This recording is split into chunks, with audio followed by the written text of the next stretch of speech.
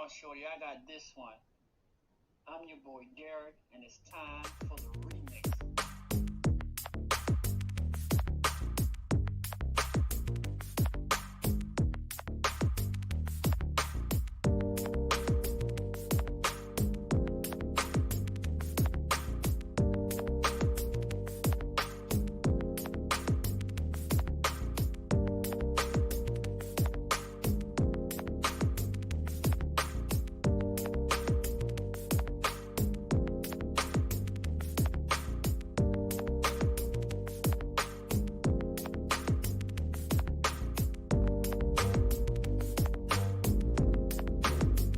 Once again, coming to you live from Baltimore, Maryland. It's the remix with your boy Derrick. Now let's talk about it.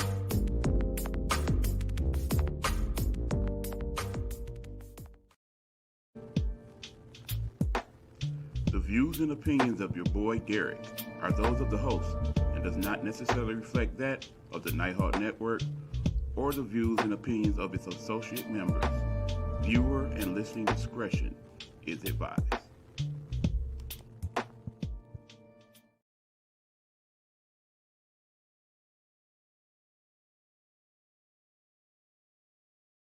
What's up? What's up? What's up? Good evening, everybody. Happy Tuesday to everybody. What's going on? What's going on? Welcome to the remix. I'm your boy Derrick. You know how we do. We keep it R to the E to the A to the L and Tara. No, girl, I don't have no cigarette for you. Don't try it. I don't have none for you. I got one for me though. Okay. Welcome to the remix, and that's what it's just basically called, the motherfucking remix, honey. No, it's not extra, honey. It's just me getting into the realness of my show, honey. Okay, we need little commercials. We need gotta take little breaks. When stuff get a little heated. You know, hey baby, how are you? How are you? When things get heated, we gotta slow it down a little bit and gotta take little commercial breaks. A bitch might need a uh some herbal essence or something. So I gotta make sure it's feasible for me to take a break, honey. So those commercials are very much needed, and they are done by my fabulous brother. Yes, I did, honey. Girl, you should. I got that in my hand in place of other things. Okay. Okay. What's going on, Jared? What's going on? Miss Shakia, what's going on? What's going on with everybody? Hope everybody's having a wonderful day. Here in Baltimore, we still dealing with all this damn ice. Um, Girl, I was trying to walk around to the back, and I'm actually coming back once everything's settled down. I'm coming back to Annapolis to start up the band, but it'll be a little different this go around. Praise the Lord. Hallelujah. Got me traveling all the way to Annapolis from Baltimore. I miss you too, baby. So yeah, I went outside, wouldn't take the trash, girl. The sidewalk was a whole sheet of ice. I was like, well, let me tell you something. Y'all know what I told you yesterday about that ice shit. I'm warning. If me and you or anybody else, we go anywhere, there's ice on the ground. I'm telling you right now, unless you my mother, if you slip and fall, I'm sorry, no shade, bitch. You on your own. I'm not trying to break your fall. I'm not trying to, because I know damn well if I'm ready to fall, y'all not gonna break. No disrespect, honey. So I'm not the person to walk anywhere with when there's ice on the ground. Cause look, I'm a fragile bitch, honey.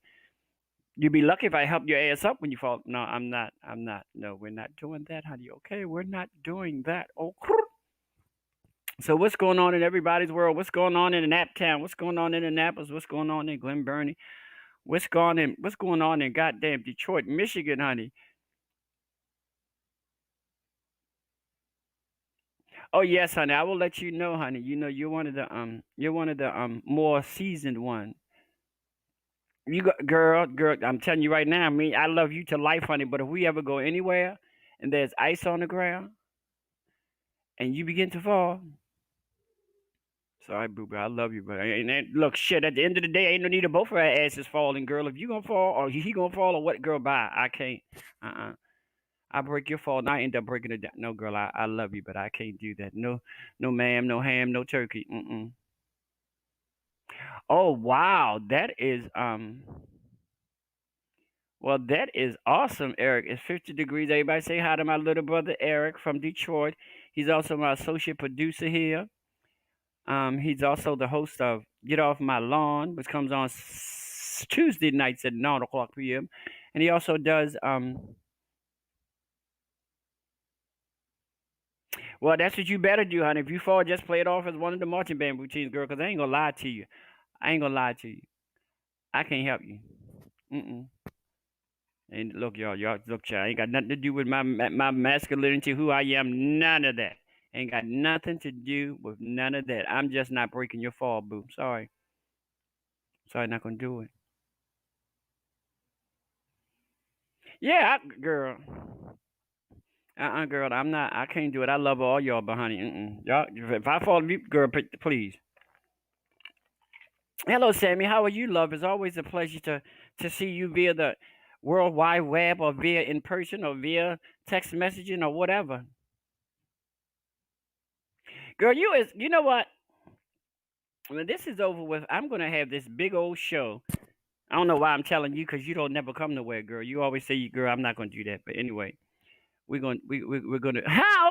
Oh, we're gonna do all that on hiatus this week. We'll be back. My brother's on hiatus from this week. Like he won't be on tonight. We'll be back next week with a grab bag show. Okay, well that grab bag show, honey, you saw grabbing shit. Ooh, that's gonna be cute. That's gonna be kissy, motherfucking kissy, honey. I'm here for it. Oh, the grab bag, the grab bag, the grab bag. So we see. I just ask you guys, make sure y'all keep. I would say Tyler Perry. Lord Jesus, make sure y'all keep Tiger Woods in your prayer. He was in an accident, so we just gonna pray that he comes out okay. Here in Baltimore, everybody's still dogging their state's attorney, honey. I don't know the ins and the outs of it. It's how can I say it? It's a bunch of political mess. That's the best way I can put it. It's a bunch of political mess, and now they're and I was sharing with a friend of mine, and she was like, well, oh, well, that'll work. I was talking to a friend of mine, and she was like, well, they started taking pictures of the children, blah blah blah blah blah blah blah blah blah. Yeah, thank you, bro. We need to bring prayers for him. But you know what? When you're in political office, there's nobody in your family that's off limits. Children, grandmother, uncle, aunt, husband, wife, brother, sister. Girl, it don't matter. Y'all, I mean, that's unfortunately that's a part. That's a part of that being in a public being in the limelight, being in the public eyes. Everybody want to know what's going on with you. Me myself personally, I mean, you would think that they wouldn't, but girl, it's a selling point. It's gonna sell. It's gonna sell papers. It's gonna make people watch the news. It's gonna do all the above. So if you think you're gonna run for political office and you obtain political office and you think everybody in your family is gonna be off limits, no, baby, that's when your family will be on limits. So I always gotta remember to put this up. 'Cause last night my daughter said my niece was like, "Oh, girl," I was like, "Girl, don't do it. I'm gonna come see you soon." Girl, bitch. I turned around and heard, girl, my nerves ain't shit. I'm trying to tell you, okay, okay. Um, so Marilyn Mosley here in Baltimore, who's the state's attorney, she's going through some things and all of that other good stuff, and people are getting upset because taking picture of her children and things of that nature. But girl, girl, for those of you who've been in the political game, y'all know what it is. It's you are at that particular point in time a prime target for any and everything that they want to do. Tell your mother I say, hey, Miss Darlene, what's going on? Oh, yeah, honey. So yeah, I mean, I feel for her, but it's something that she shouldn't think in any given point in time just because she's the state's attorney that nobody's going, girl, they're gonna get that. Trust me. Yes, honey. Yeah, my Pepsi or my Mountain Dew, honey. I have something consistent in my life: Pepsi, Mountain Dew, and Newport 100s. I ain't gonna marry none of them, but they always here when I need them. Oh, so yes, we'll never get over this shit with that person who was president before the wonderful president we have now. Because every time, girl, I'm tired. If I see anything on the news that even mention him, I'm turning the goddamn channel. I'm not gonna do all that. You. Mm-mm. They done already acquitted your ass. Child. You know what? That whole situation right there is BS from the beginning to the motherfucker. And I know yesterday I had a whole face full of hair, honey, but you know Helena came up in this bitch. Oh, I ain't got my earrings on, honey. Helena came up in this bitch last night and shut it down, honey. With her Hey Bitches Live. She gave me some little props. You know, she ain't jumping my shit like I thought she was, honey. So, ooh, child, they do. I don't know why they always be clowning little boy, but you know what? It's okay. It's okay. It's okay. It's okay. Now, what I will tell you some good shit, honey. Next Monday on Hey Bitches Live with Helena Hologram. Hello, I wish Uncle Joe would make them send some damn dough, cause I could use some right now. Hallelujah. I'm not talking about nothing to make no bread, bitch. I needed to be bread already. Okay. Um, Next Monday, you guys will have a treat if you have not already placed it on your calendar. Please place it on your calendar next Monday at 9 o'clock. Hey Bitches Live with Helena Hologram and the Hologram family. Now that motherfucking show right there. Ooh, girl. Whew. I'm gonna have to wear my good push-up bra, honey, and make sure I put some bonding glue around my hair. So if I want to shake my hair, because you know my children are no, but I love all. Mm, I'll say all 50 of them. I have probably close to 50 children. You know what? You know, I think I might do. Eric. I think. Oh shit! I need to find the picture first. I'm gonna find that picture, and I think I'll let next Monday will be the show where I will take the opportunity. Now, I don't know about all that. They don't start me lying. I need to find the picture first. I told y'all that when January came, I was gonna name all of my children for you. But yeah, it's a lot of them. It's a whole hell of a lot of them, and I'm grateful for every last one of them. Every last one of them have a special part in my heart. I'm grateful for it. They do what they do. They do what they do. They do what they do.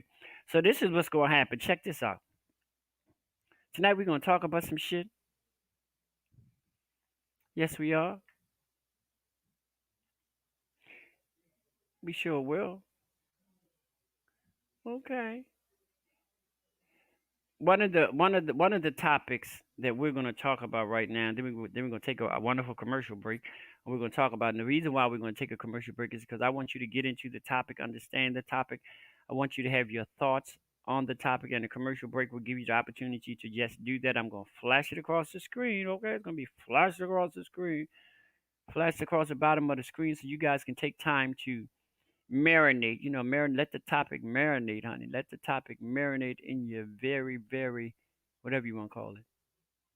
But what we're going to talk about when we come back after this wonderful commercial break, I'm dying. I just like to hear what y'all got to say about this.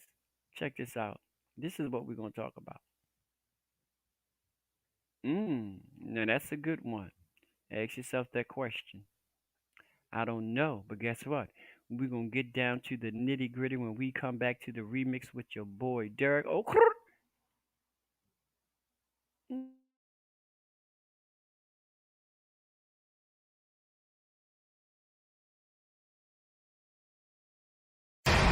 Viewer discretion is advised.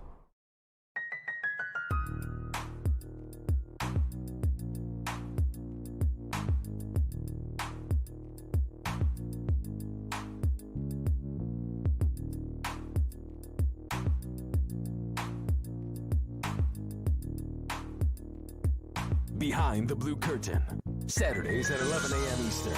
Unscripted talk on police reform and race relations. And now, Behind the Blue Curtain's law enforcement liaison, retired 32-year Chicago police veteran, homicide detective, former commander, sergeant, grant writer, lecturer, and adjunct professor, Joseph J. Mosley. Behind the Blue Curtain's Minister of Common Sense, former 12-year Fort Worth police officer, educator, voice of reason, and unapologetic practitioner of sound judgment, the young scholar, LaRonda Young. Behind the Blue Curtain's co-host, fact checker, and investigative journalist, Isidoro Rodriguez.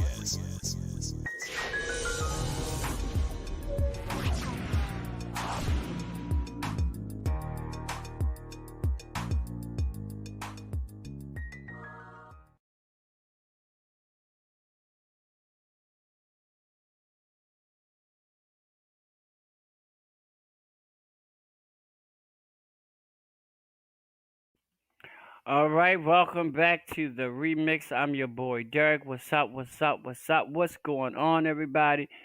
I sit here sometimes. I be saying to myself, God damn, you be hearing people outside. You be thinking their asses on. You be thinking their asses inside the building, but they're not. They outside. They just loud as hell.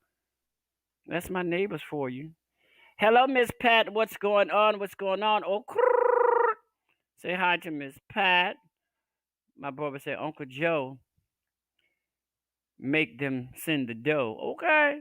And no, girl, this is not a cigarette. This is one of my things that assists me with my herbal essence. Okay. Need I say more? Okay. So y'all, but let's get into it. Um, let's hear what you guys say because we have a nice variety, a nice age range in the group today. So my question. Okay, now you tell me what I said. I love you too, baby, Miss Pat. That's my Miss Pat. She's my number one fan in the whole world, and she's also my bodyguard. Miss Pat is just Miss Pat, honey. Okay, that's my baby. So, in your mindset, where you are right now. Oh yeah. Hello, son. How are you? Um, is dating a lost art form? Do people even date anymore?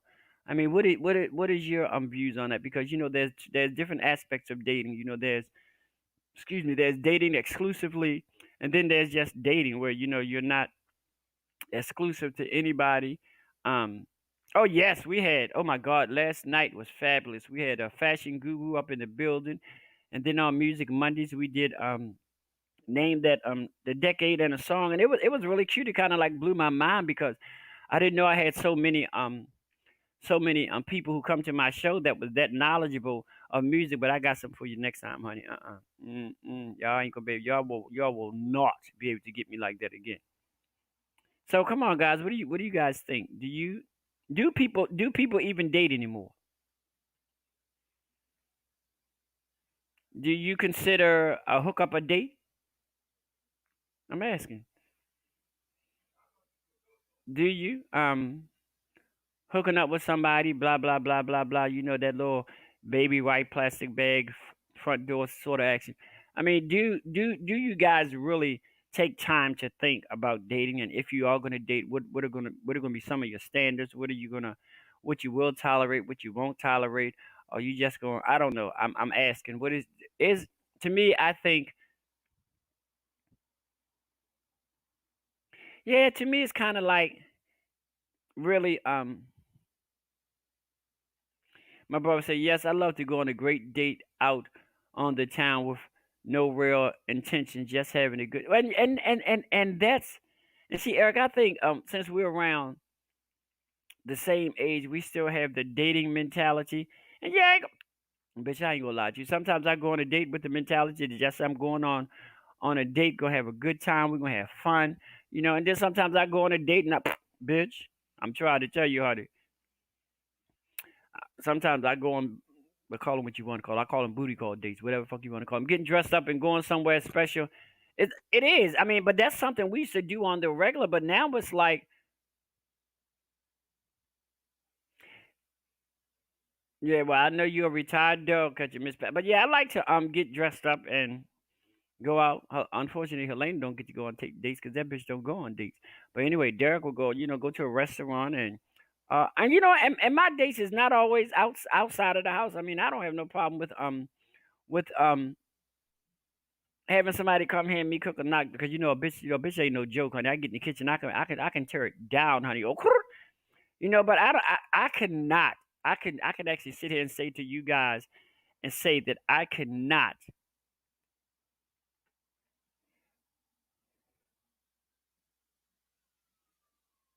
Yeah, and that's what I'm saying. I mean, a booty call. Well, my kind of a booty call is not a date because you just, bitch. Let me tell you, you come here for one purpose and one purpose. Don't worry about your mother. Don't worry about your aunt. Don't worry about your cousin. I don't need to hear none of that. Cut it out. But that's not what you're here for. Yeah, but I personally, when the last time you been on a date,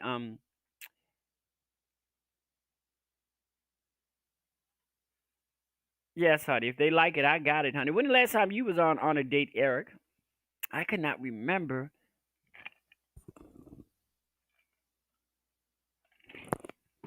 I could not remember the last time I was out on a date. Yeah, that's probably no. Mine might have been longer than that. Let me see.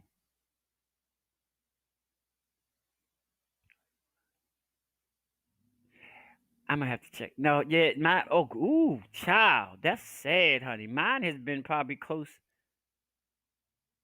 Ooh, all right. I ain't gonna tell you how long it's been since I've been on a date, but I guess my mindset of going on a date is not the same as most people because I want bitch, no bitch, girl. Those dates but in my mind, those datings are date going on dates with people is a wonderful opportunity to learn somebody. You get to sit down and talk to them. You can learn where they are. They can learn where you are. I mean, there is a real serious purpose for going on dates, but nobody shit in my mindset going on a date is like doing your homework. You need to find out things about the person. It's better to ask the person face to face or whatever the case may be. But yeah, I think that they are the last time I went on a date, laugh out loud, was 4 years ago. That's why I'm retired. Oh well, all right, honey. I just have not been on a date, and when I say a few years, I mean if probably close, probably like you, Miss Pat, probably close to 4 years. Oh well, but girl, you bought girl. Okay, well, girl, I see. I have to.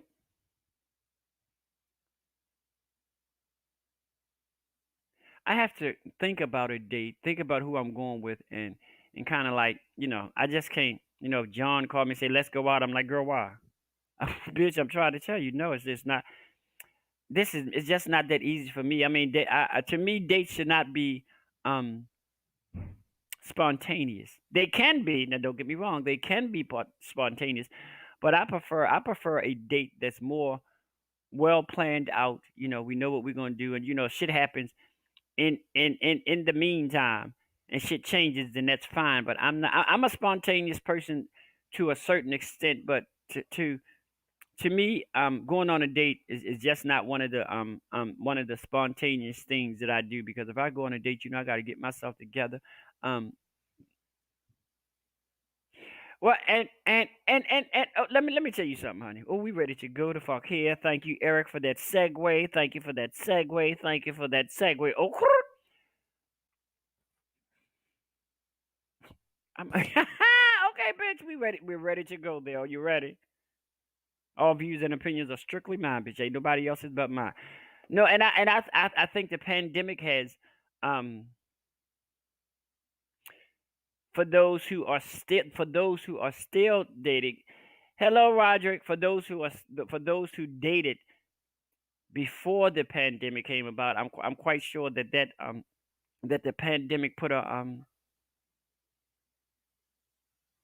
little wrench in the dating, dating and all of that. And I was sitting here and I was saying, the other day we was talking about what has the pandemic done to your faith? Where's your faith as far as the pandemic is concerned? And I was sitting here thinking, I was like, now, bitch, let me tell you something. Y'all know how my mouth is, so y'all get ready, honey. Y'all know don't no children come up in here, and any music and sounds you hear in the background, I don't own rights to shit. Cause if I did, I wouldn't be fucking all here talking to y'all. I'd probably be laying on a beach somewhere with a Shirley Temple. I don't drink, so we can't do that. But have I got something I'm gonna put out there for y'all, and I'm Eric. Here we go. Okay, Eric, and Roderick. I'm gonna ask y'all something.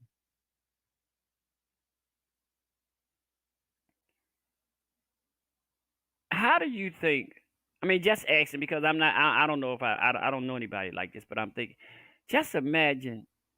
How do you think the pandemic affected people? Here we go. Y'all ready? I need to know y'all ready for this. How do you think the pandemic affected people who have A sex addiction. Ooh, come on here, somebody. I'm listening, bitch. Talk to me. I'm here. I could. Ooh, child, get. You know what? I'm grateful. Ain't gonna lie. I love good sex just like the next motherfucker, father fucker, sister fucker, whoever the fucker is. I love, but I. Ooh, no, I'm not. No. But I was sitting. I was thinking, but I said, well, bitch, this pandemic. Ooh, child, I could just imagine somebody who has how the pandemic just jumped in and just fucked up their whole life when it comes down to that aspect of life. Of life. So, Roderick, my question to you is, do you think that dating at this particular point in time in life, or where we are right now, um, do you think it's a lost art form? Personally, I do. I can't remember the last time I talked to any of my associates or friends or family members, and they said to me, "Oh, I'm going out on a date tomorrow." And girl, I wonder, Miss Pat, I wonder. I mean, people who have sex addictions, how do you think they coped with the pandemic? I'm listening, honey. Hardly at all. Crackheads still smoking, alcoholics still drinking, people with addictions going to do what they do regardless. I know, but I mean, just think about it. That's kind and that's some.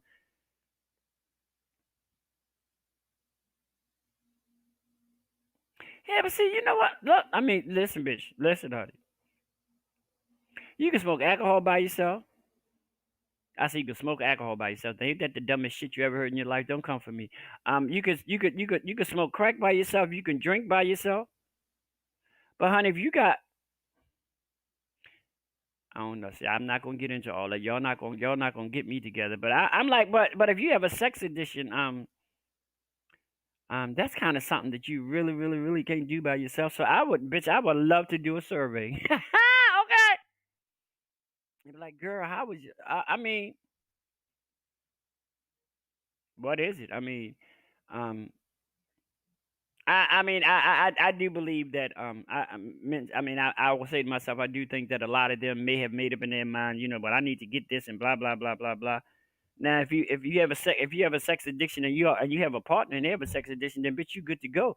But if you're sex addiction and you don't bitch sex addiction and you don't have a regular partner, oh, that could be messy, honey. Yeah, yes, girl, girl. But I don't think I don't mean to harm, but I don't think that's gonna satisfy um somebody who has a don't start me lying. I don't have one, so I don't girl, don't start me lying. I don't have one. I love good sex, just like the next person. Am I addicted? No. Will I die if I don't have it? Hell no. But I was thinking about that. I said, oh, bitch, that's deep. Somebody who actually has a sex addiction. How did they cope? How are they coping with the pandemic? With the different ways now you face time and Skype to date, but you sexually addicted, you find your way to cope, putting them at high. That's where I'm at Roger. You putting yourself at higher risk, and anybody that you're interacting with now, during this pandemic. I mean, like I said, if you had somebody that you deal with on a regular, y'all still chilling with each other, you come over, blah blah blah blah blah. That's fine, but I am it would make one concerned because you have to realize that that's like if you and somebody getting it in and then you have COVID and then you get with them and they have COVID and then you got to realize of all the people that may get affected just because they know one or maybe even both of y'all and they still interact with y'all without knowing. Yeah, it's a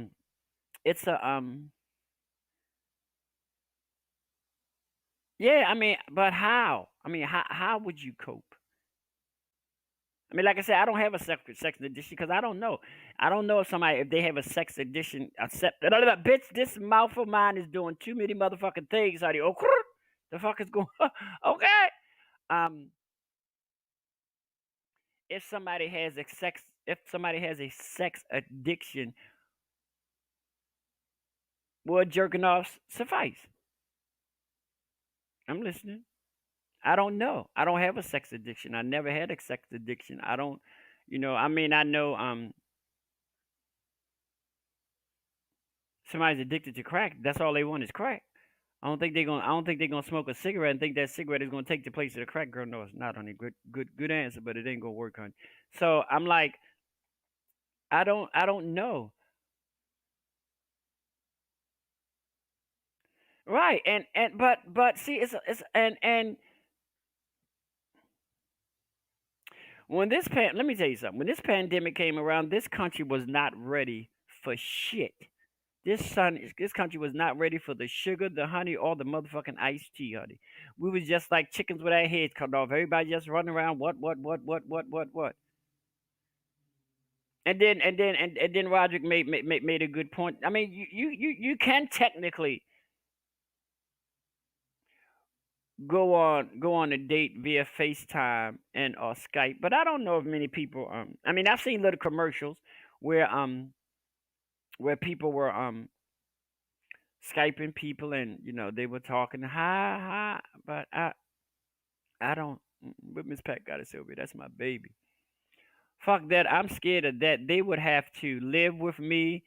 That casual dating is not where it is at. And at this particular point in time, and at this space in our world, it's really not much time to do casual any goddamn thing. I mean, shit, I get scared going to the goddamn grocery store. I ain't gonna lie to you, bitch, because I'm not trying. Girl, nope, nope, nope, nope, nope, nope, nope, nope, nope. Right church, wrong pew, honey. We're not gonna do that.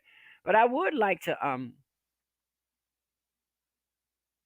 dissect dating. You know what I mean? Like I say, there's different levels of dating. Some people date exclusively, and they just gonna date. They're just gonna date one person. And even if somebody was dating and just dating exclusively, and they dating one person, then um, yeah. And my thing is, if you have a sex addiction, will jerking off suffice that addiction? But y'all know I keep it real. I just want to know, honey. Inquiry minds want to know: will jerking off um fulfill your sex addiction?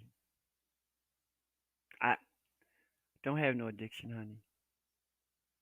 Praise be to God. I am coming August. I'll be 5 years alcohol free. To God be the glory. Come on, give God some praise. Hallelujah. Back in the day, bitch, I used to drink with the best. I ain't gonna lie, honey. Gobble, gobble, gobble, bitches. You know, um, I don't know. It's just so much. Excuse me, y'all. So much about this pandemic that has literally turned a lot of our lives upside down as far as being able to date. Um, okay, well, thank you, Roger. Okay, I'm so glad. Oh, all right, ain't nothing like a man who know what he's talking about. Makes you want more, but honey, only thing I could do at this particular juncture in my life is pray for people who have addictions. Girl, like Miss Pat say, you also, you don't. I mean, and then I don't know, girl. This thing. Trust me, motherfuckers still been having sex on you. Whether they got a boyfriend, girlfriend, husband, wife, or whatever, bitches have still been having sex. I'm trying to tell you. Yes, they had. So I don't know. I don't know. This thing, like this pandemic is like, 1 minute everybody was like making sure they was gonna take care of themselves, and then the next minute everybody like, fuck it, I'm not gonna wear no mask. I'm not gonna do this. Bitch. I'm tell you something. I am scared to go anywhere with a bunch of damn people at one particular point in time. And especially with motherfuckers like they are now, motherfucker. You go somewhere to a public place like a grocery store or Dollar General. Bitch, listen, girl. I can walk in the store and I see one person without a mask. Bitch, I'm out of there. I'm 86 and honey. I'm out of there faster than you. I'm trying to tell you. I know, honey. I can't. I. I. At the end of the day, I'm ultimately in control of what I do, where I go, blah blah blah blah blah. Girl, I can't. If that's how much That's how little you think of your life, girl. That's your thing. Do what you want to do. I can't tell you who to sock it to, but I'm not gonna partake of it, nor be a part of it, nor even act like I am. Oh, girl, no, child, I'm out, bitch. Fuck you. Excuse my language, y'all. Fuck you. Fuck your store. Fuck the hamburger that I came to get, honey. I'm not.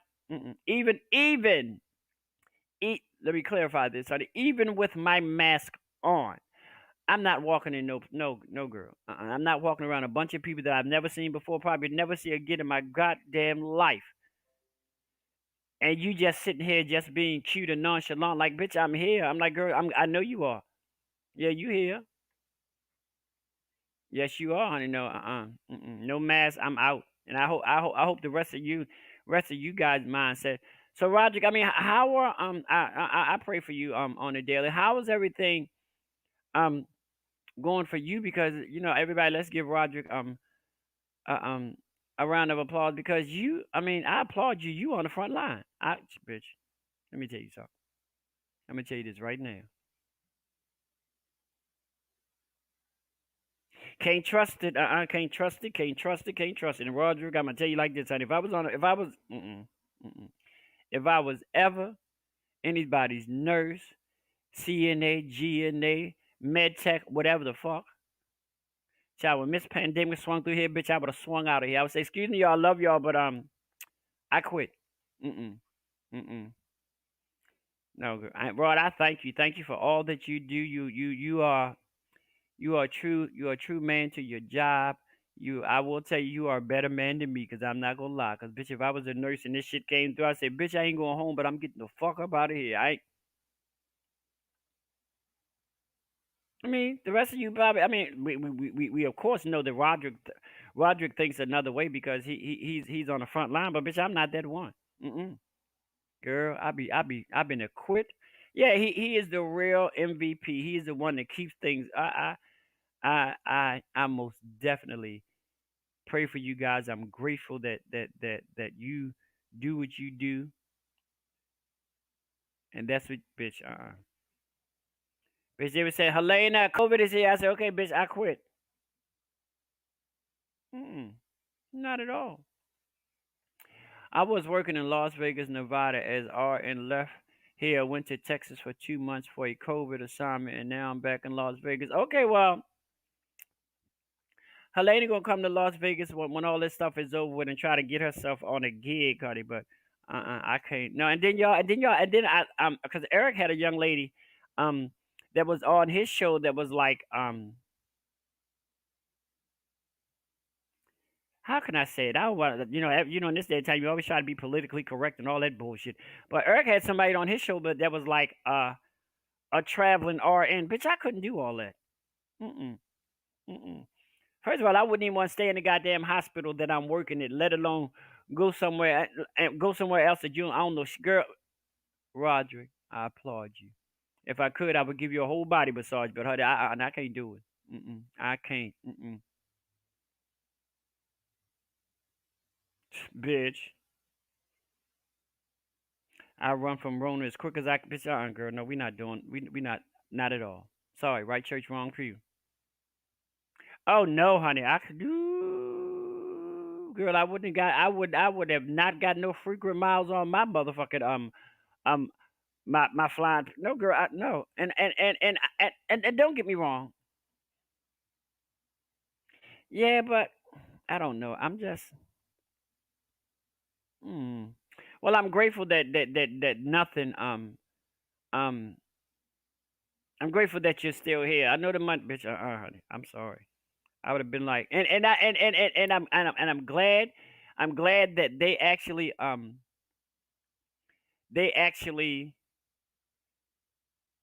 paid you, as I call it. They gave you comeback pay because bitch, this ain't no regular. Um, hypothetically speaking, this ain't no regular 22 hours job, bitch. No, bitch. No, they would have to. But Roger, I give you your props. I'm so glad that you stood fast in your calling and you was there helping, helping. It's just a lot to it. You know what I'm saying? I mean, you possibly run the risk of losing a couple of no girl. Mm-mm. Guess what, y'all? Right church, wrong pew. I'm not that one, but Roger, I'm so glad that you are who you are, and you are steadfast and unmovable in your calling and in your profession. Because like you guys know right now that I mean the closest thing that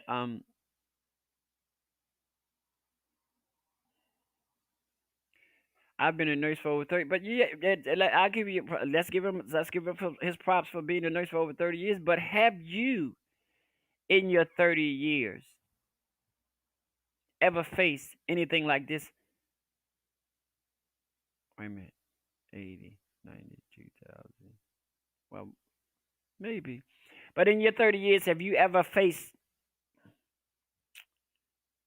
a pandemic like this in your field to this to this proportion and has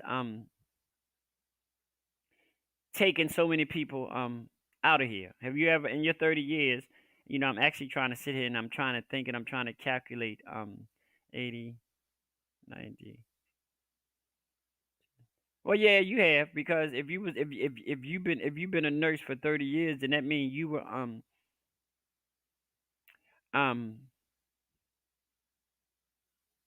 and you know what, Roger, and that's the thing at this particular point in time. That's the one thing you can hold on to because everything else around you is so inconsistent and information and things of that nature. But Roger, that okay, you've been doing this for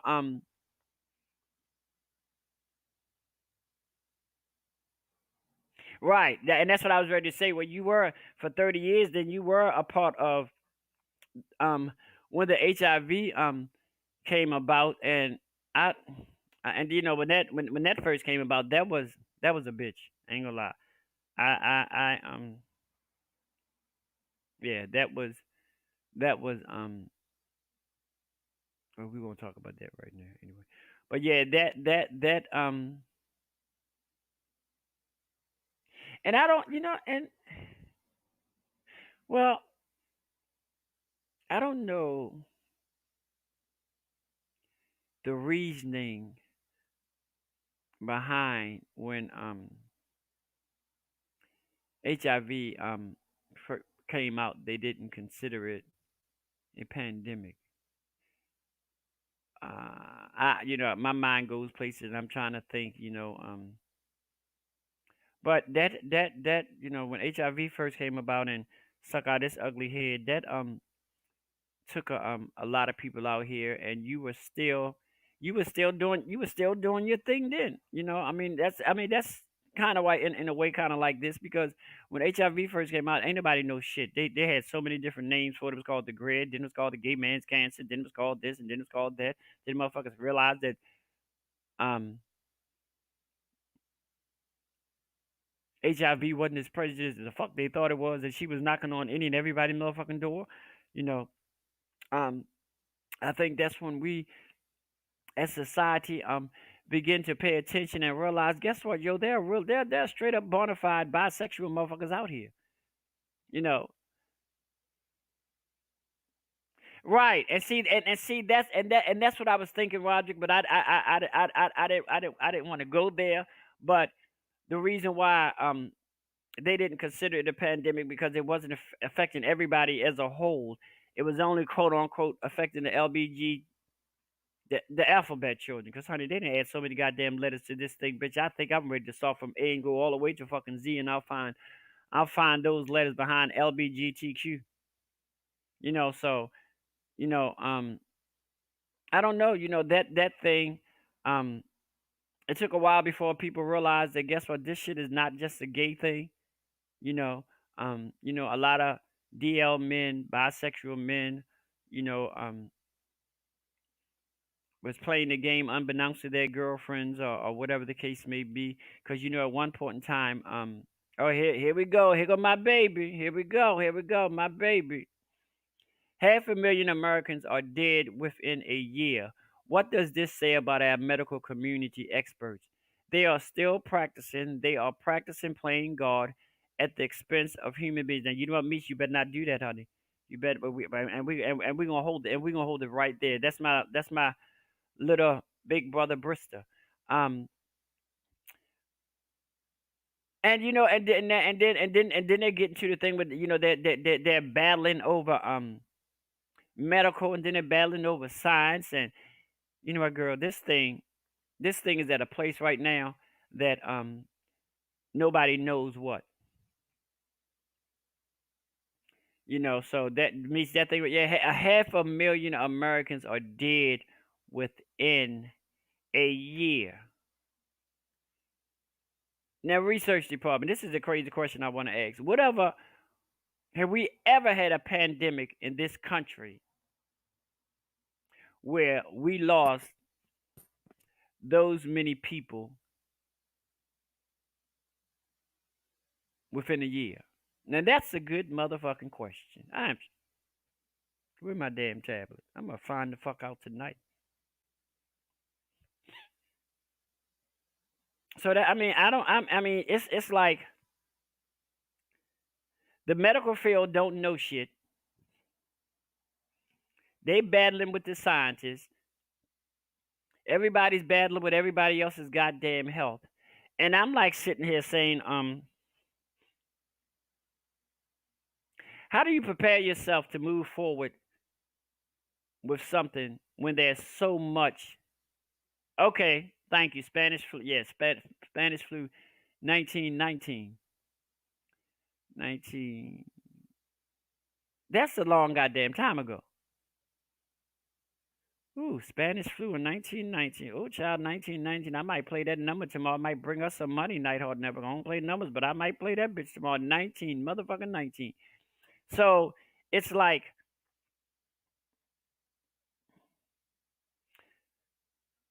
like I say, and I say this all the time on the show. I can't speak for nobody else, but I've seen a lot of blessings in my life, in my space, in my time, um, during this pandemic. Yes, I had some not so good times, but at the end of the day, I can truly say deep down in my heart that my blessings during this pandemic outweighed anything else.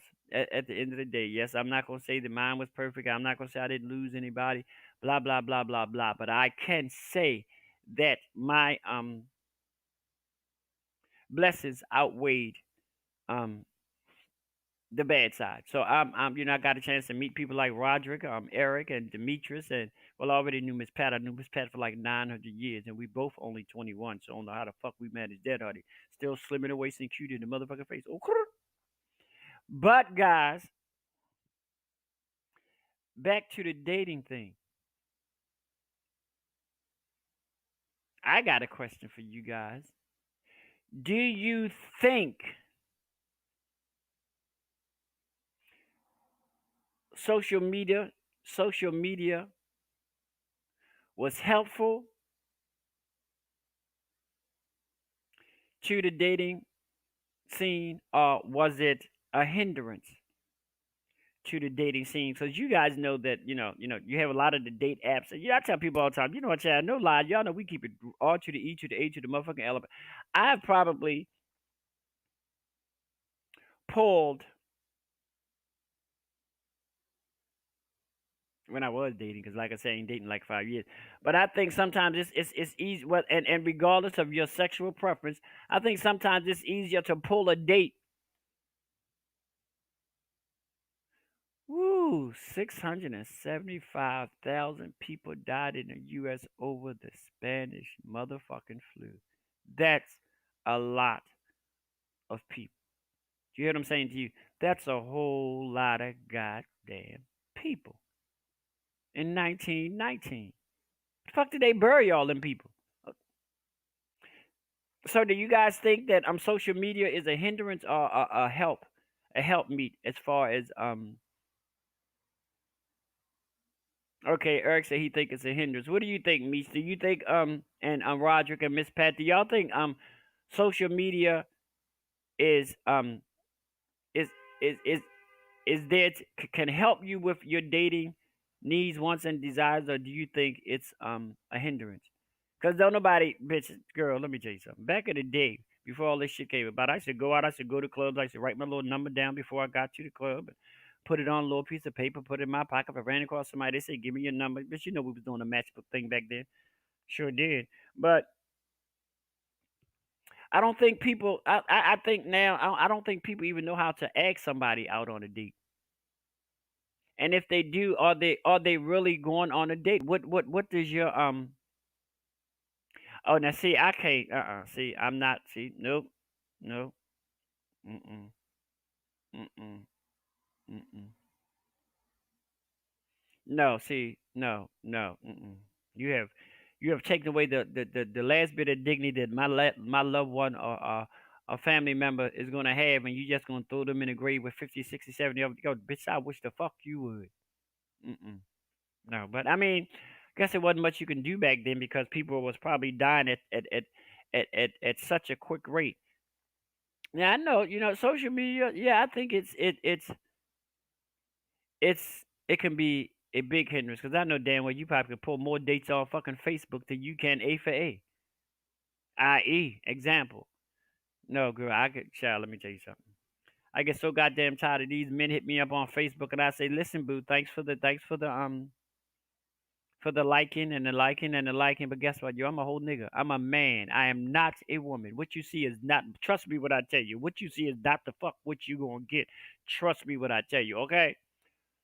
What HIV and AIDS did was brought attention to everyone's bedroom practices. Yes, it forced us to have the hard conversation and realize about who and what we are as sexual beings. It forced the religious community to see reality in an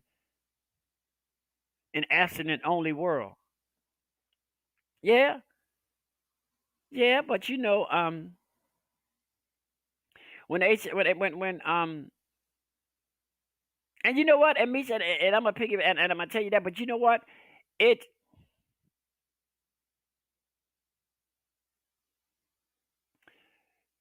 it it did something. I mean,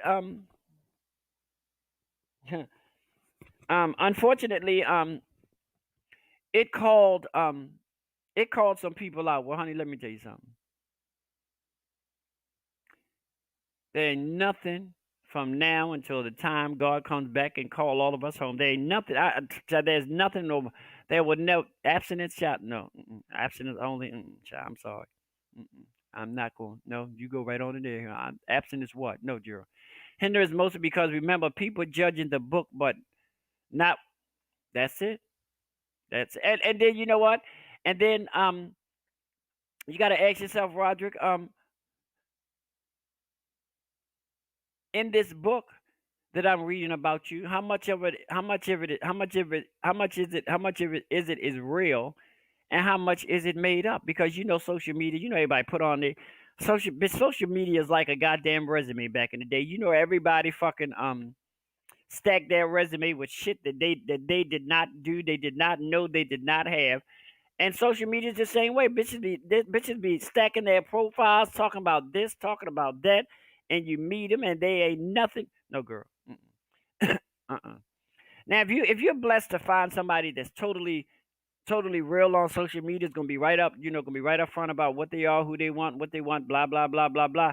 Good, but what's the chances that you're gonna run across somebody with that mindset? Let's be for real. I mean, at the end of the day, bitch, all the shit is gonna come out. All the shit is gonna come out anyway. So when you think about doing your little profiles, think about them real cute. I mean, if you're gonna do a profile and you gonna jack it up like that, please make sure you make it a point that when you jack it up like that, you're not planning on meeting nobody. Because it's like, well, I'm this and I'm that. I'm 6'4". I can remember years ago. Y'all don't judge me, goddamn it. I remember years ago, this man hit me up on one of the sites, which was a red flag for me because the motherfucker never showed me a picture, which should automatically, instantly be a red flag for me, period.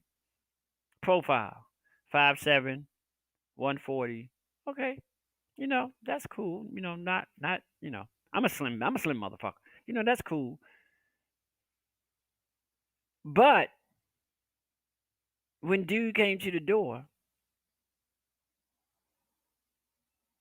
bitch, I'm trying to tell you. He was not 5'7". He's probably 5'4". I'm 5'11". He was most definitely not 140 pounds. He was closer to maybe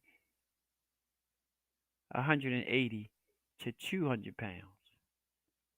So then, and that's when I went into bitch. Look. That's when I went into I couldn't go into my Derrick is not here mode because unfortunately, not unfortunately, but for his sake, fortunately, all of my pictures was current, all of my pictures was accurate, all of my stats were accurate, and but it did give me the leeway to say that this is not going to work because you know what, we haven't even met yet, and you lied off the jump, off the jump. That's not going to work for me. In no way, shape, or form was that going to work for me. First of all, and like I said, and then and then the dating is there's so many different aspects. Okay, here go my Bristol. I love her comments, Eric's and Roderick and Miss Pat. Y'all be giving me my life. Social media is its own enemy. Say that again, okay? As much as it is a blessing, it is its own curse. We have commentary, conjuncture, and follow being taken as truth. Right? It has no fact checking components to hold folks accountable. Yet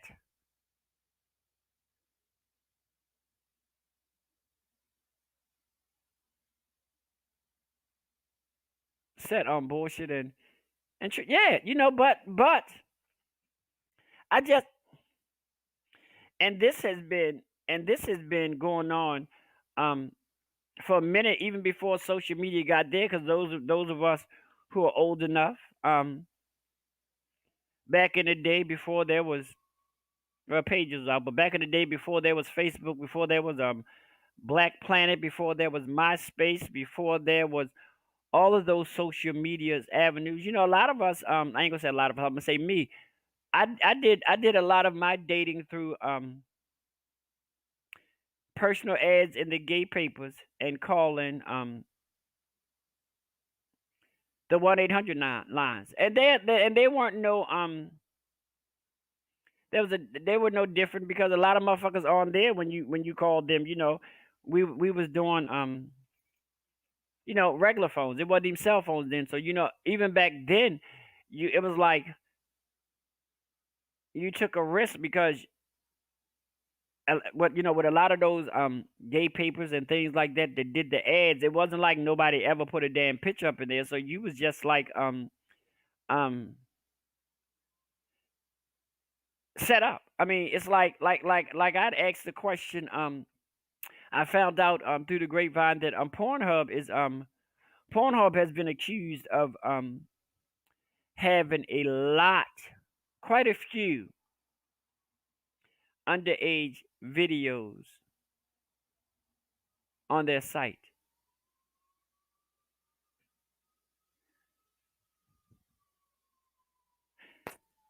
So then you ask the question, how? As far and this is just my thing. As far as a lot of these sites are concerned, the sites the sites take no accountability for their bullshit at all. I mean, we know most sites say you have to be 18 older to enter, blah blah blah blah blah. But we also know that all these children are smart enough to fucking know that only thing they gotta do is put it in a certain date and they will be that age. But I'm like, what kind of fat checking are you doing? Cause bitch, I'm not gonna lie. Sometimes even on A for A, Jack, or whatever the fuck you want to call it, men for now for men, whoever the hell it is. I look, y'all call me crazy. Call me what the fuck you want to call me, as long as you don't call me late for dinner. If I'm gonna chill with somebody and I have any questions in my mind about them being authentic about their age, guess what, bitch? I'm fine with that because I will ask you for a motherfucking ID, and I'm not talking about no ID that you got from Ling Lang Lu check cashing place, bitch. No, I mean a real ID.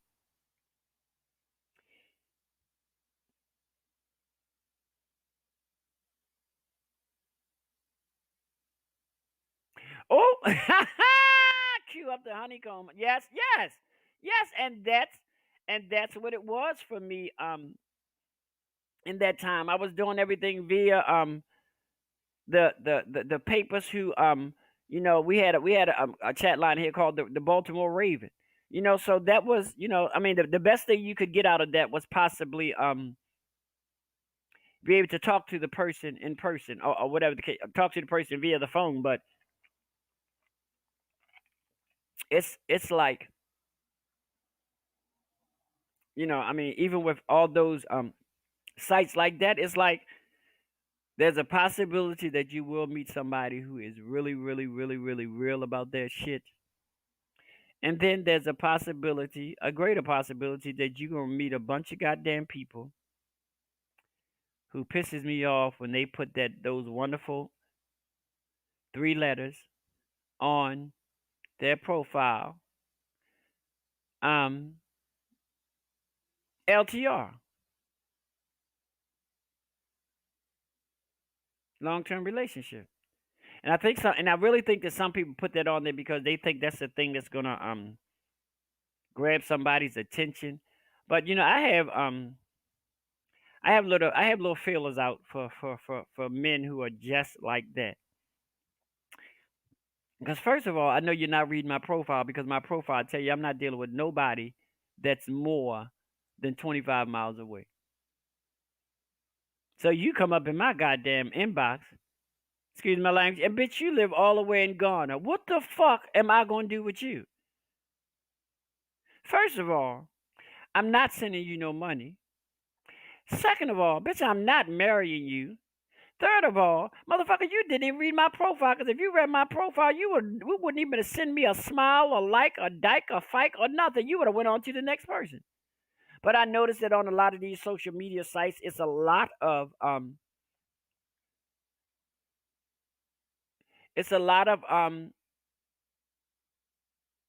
men from other countries, and like for my women who are up in here, if you guys use plenty of fish or blah blah blah blah blah, have you guys been getting like an overwhelming reflux of people from Kenya? And look, bitch, let me tell you something. I got this person who lives in France. Time difference, boom, okay. I told him, I said, look, check this out. First of all, I know fucking well I'm not flying to France because I don't like planes. Second of all, I think there's a very, very slim chance that we're ever even going to meet each other. So why must we carry on this conversation? It's bitch. I don't even like planes. So if I don't like planes, bitch, fucking well I'm not flying to France.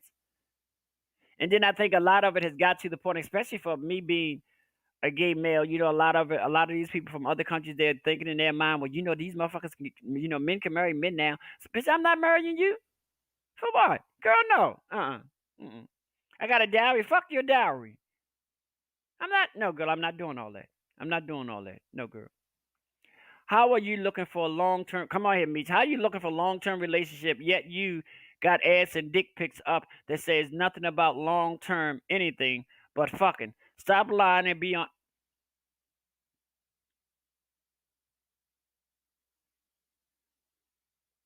No, bitch, I froze myself on that one. That part. And see, that's what people don't do, because even if you would take time to even dissect these motherfucking eggs, come on here, some motherfucking body. Looking for long-term relationship. But you showing your intimate body parts to anybody who flicks on your motherfucking bitch. First of all, if you want to be in a long-term relationship with me, bitch, we not doing all that. No, we're not doing all that. We're not doing it. But this is my thing. Y'all know this is my if that's all you want is a casual fuck, a casual friend, a casual fuck buddy, whatever, put the shit out there, because I can guarantee you, without a shadow of a doubt, if there's 1,000 men on that website, I can guarantee you. Come on here, somebody, listen to what a bitch is telling you. If it's 1,000 people on that website, I can guarantee you at least 899 of them motherfuckers are looking to fuck. Period. I'm not gonna say some people aren't that. Some people are, but I can guarantee you that the majority of them are on there for that reason. But my thing is, why can't you just be real with your shit and say, yo, I'm not looking for no long term relationship. If I can find me a fuck buddy, if I can find somebody I can chill with from time to time, and we get it in, and there's no labels connected to you, not my boyfriend, you're not my girlfriend, blah blah. Bitch, I'm here for it. I am here for it. But don't sit up there and play the motherfucking okie doke, and you wanna play fucking um four squares and all this kind of bullshit, and you just painting this pretty ass picture of what you want or what you think people want. Bitch, don't ever in your life, as long as you living, contemplate thinking what I want, because bitch, you'll never know. Now, if you ask me on that, I might could tell you a little something. Okay, you know I do. Okay, and it's so sad because it's making dating, which used to be a wonderful thing, such a scary thing. It really is. And what about those who claim looking for friends, yet the criteria for being a friend, what you want in a hookup partner? Again, be honest with yourself and stop wasting your time. Bitch, you know what, bitch? But if people are still allowing that,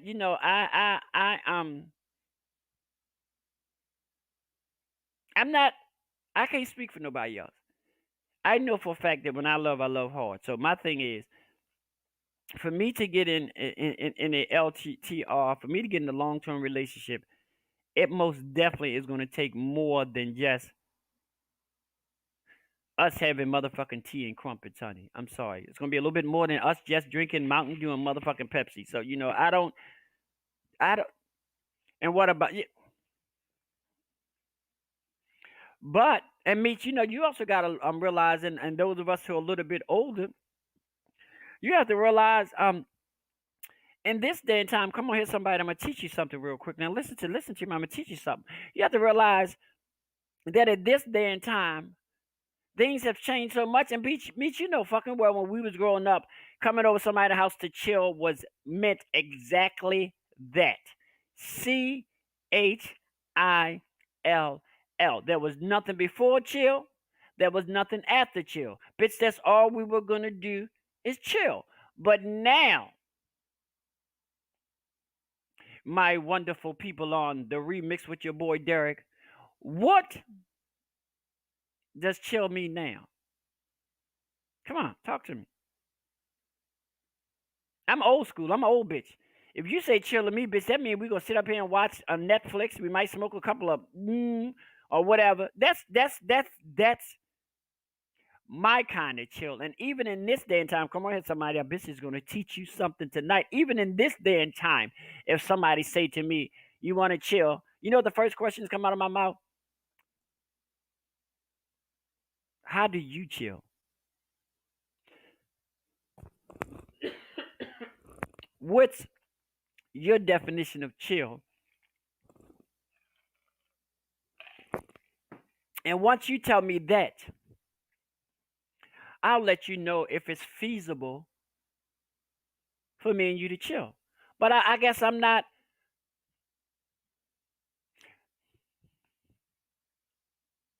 Little brother, I'm going to beat your ass.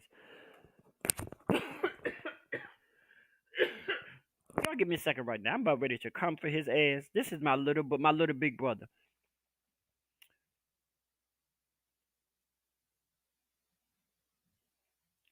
Listen to what he said.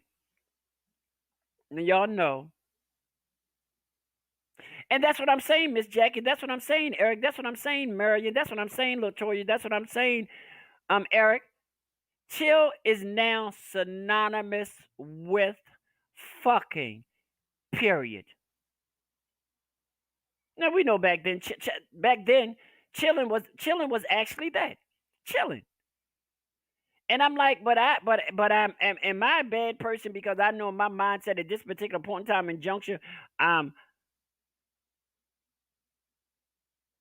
there's times that I do want to authentically chill, and there's times that chill could mean fucking, but the difference between me and most persons, my chill with my chill. Come on here, somebody.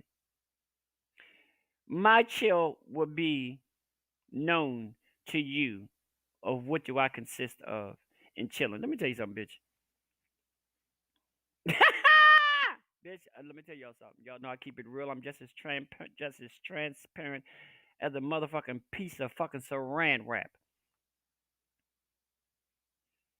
I was in that situation before, bitch. This guy, talking, blah blah blah blah, doing the little finger thing. He was like, "Yeah, you want to chill, bitch? How about, bitch? You know what?" I would say, "Sure." Now keep in mind, this is, I'm an old bitch. Now, Meech, you gonna fall out on this one. Just like to say, I've got a date with the alphabet children is synonymous with. It is, and that's the fact that's why I asked the question: is dating a lost art form? And I mean, now Miss Jackie and Roderick and Eric and um Marion and Miss Pat. Do the children even know what dating is? A hookup is a fucking hookup. A hookup is not a date. A fuckship is exactly what that is. A date. Back in my day, a date was just that. You had no when you was going on a date because, like we said, you also got to realize what Miss Jackie said right here, which was a very important point. You got to ask because people have other things in mind. But you know what, Miss Pat? My thing is my Miss Jackie. My thing is this: if I'm going on a date with you, and I'm going on a date with you, from what you put in your profile, your profile says that you're looking for a long-term relationship. So boom, I'm there. And your profile says you're open to dating. You never said you was open to dating exclusively. Now if we met and we've never conversated or whatever, I just don't do the motherfucking okie dokie shit, bitch. Don't if you're gonna be this way one way, I need you to be that way, period. Y'all answer me this. What is wrong with somebody just coming out their mouth and say, yo, I think you cool. You wanna fuck? I'm listening. I would rather you say that to me, and I know where your mindset is, and then at that particular point in time, you give me the choice to whether or not I want to do that, than compared to saying one thing and all at the same time. Only thing you worrying about is knocking some motherfucking boots. And you know what? You may have just missed your opportunity to knock somebody motherfucking boots because what you do and what you said was two different goddamn things.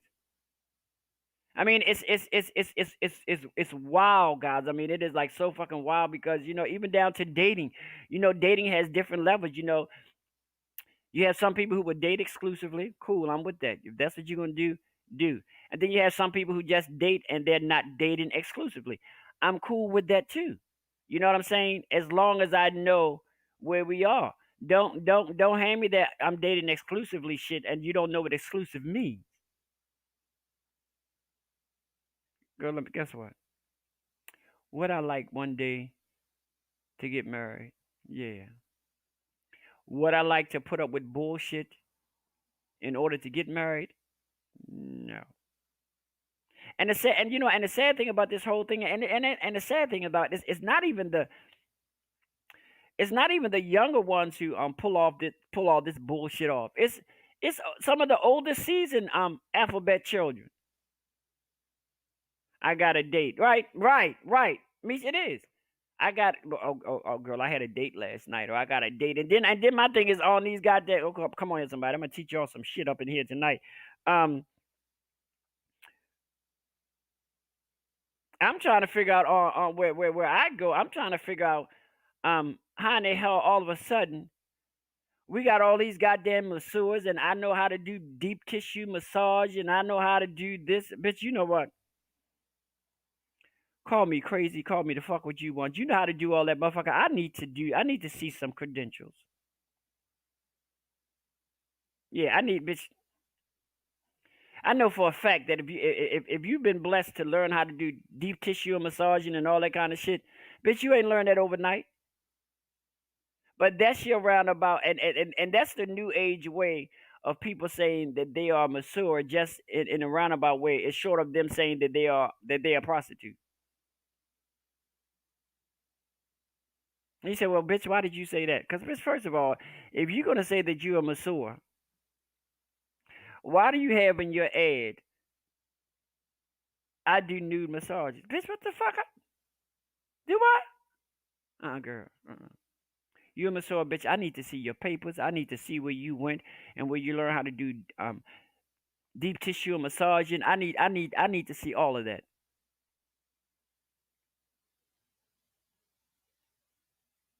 And that's what it is. But that shit is. I mean, you just gotta have your ear to the ground and just be so, you know, on point. And it blows me. I mean, it blows me to the point where I see a lot of these young guys up on here, 23, 24, 25. I'm a masseur and I'm an escort. Well, bitch, you can't escort me. Go, what the child? What do you know? You're 22 years. What do you know? What do you know? Tell me. Please tell me. Tell me. Tell me. And girl, y'all do what you want to do. I can't tell you who to sock it to. But like I said, at this particular point in time, I still go on those sites every once in a while, and I just see shit, and I just fall, because one thing I realize about those sites is probably 85% of the people go on them sites ain't ever gonna read your profile. Not in its entirety. They may read your name and the one thing in your profile. We have not reinforced good. No, we haven't, Meech. We really haven't. We have reserved dating as a boyfriend activity. We expect the courtship of a date to be only for boyfriend, girlfriend, and not as normal. And and and it doesn't mean to say. And what people fail to realize, just because if I go on a date with you, or if I'm dating you, it's not to say that I'm dating you until we get married. No, it's just my way of telling you that I'm dating you to the point where I can spend some time with you outside of everything and everybody, and get the opportunity to learn you and learn things about you, and you can get an opportunity to learn things about me. Dating 101. But nobody wants to date anymore. Just like me said, in the alphabet children, dating is, I got a date tonight, or who you fucking, and that's what it is. That's what it is. Nobody say, I got a date tonight. We're gonna go. We're gonna go to Roostcraft first. Then we're gonna go listen to some live jazz music, and then then I'm gonna take him home, or whatever case may be. Girl ain't about girl, boy. Look, the way things are right now, bitch. If I was to go on a date with anybody, you know where we going? Take a guess.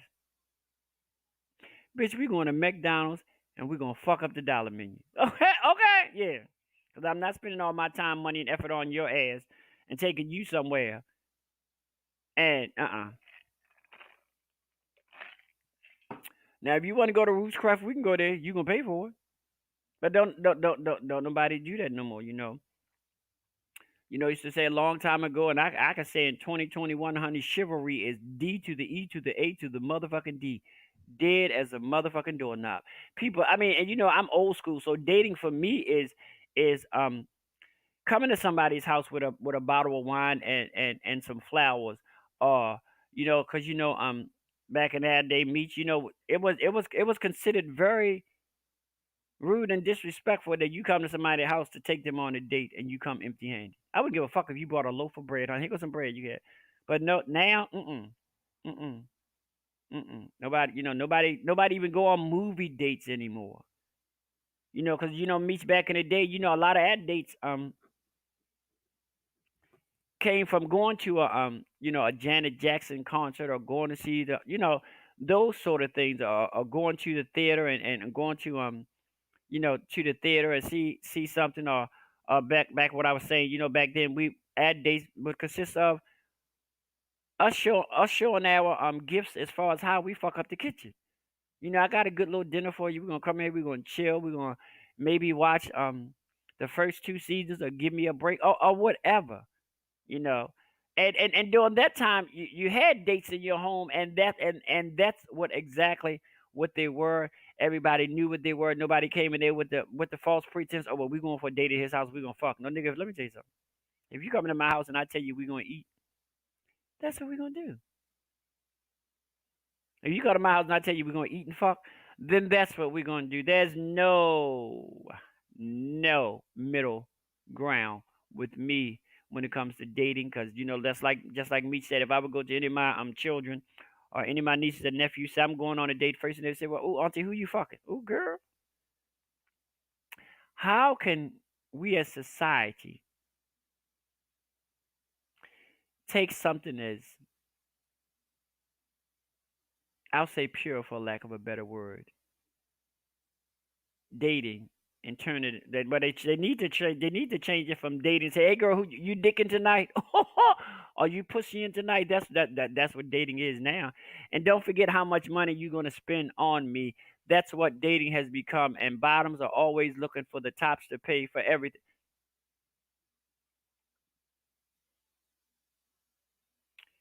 Let me tell you something.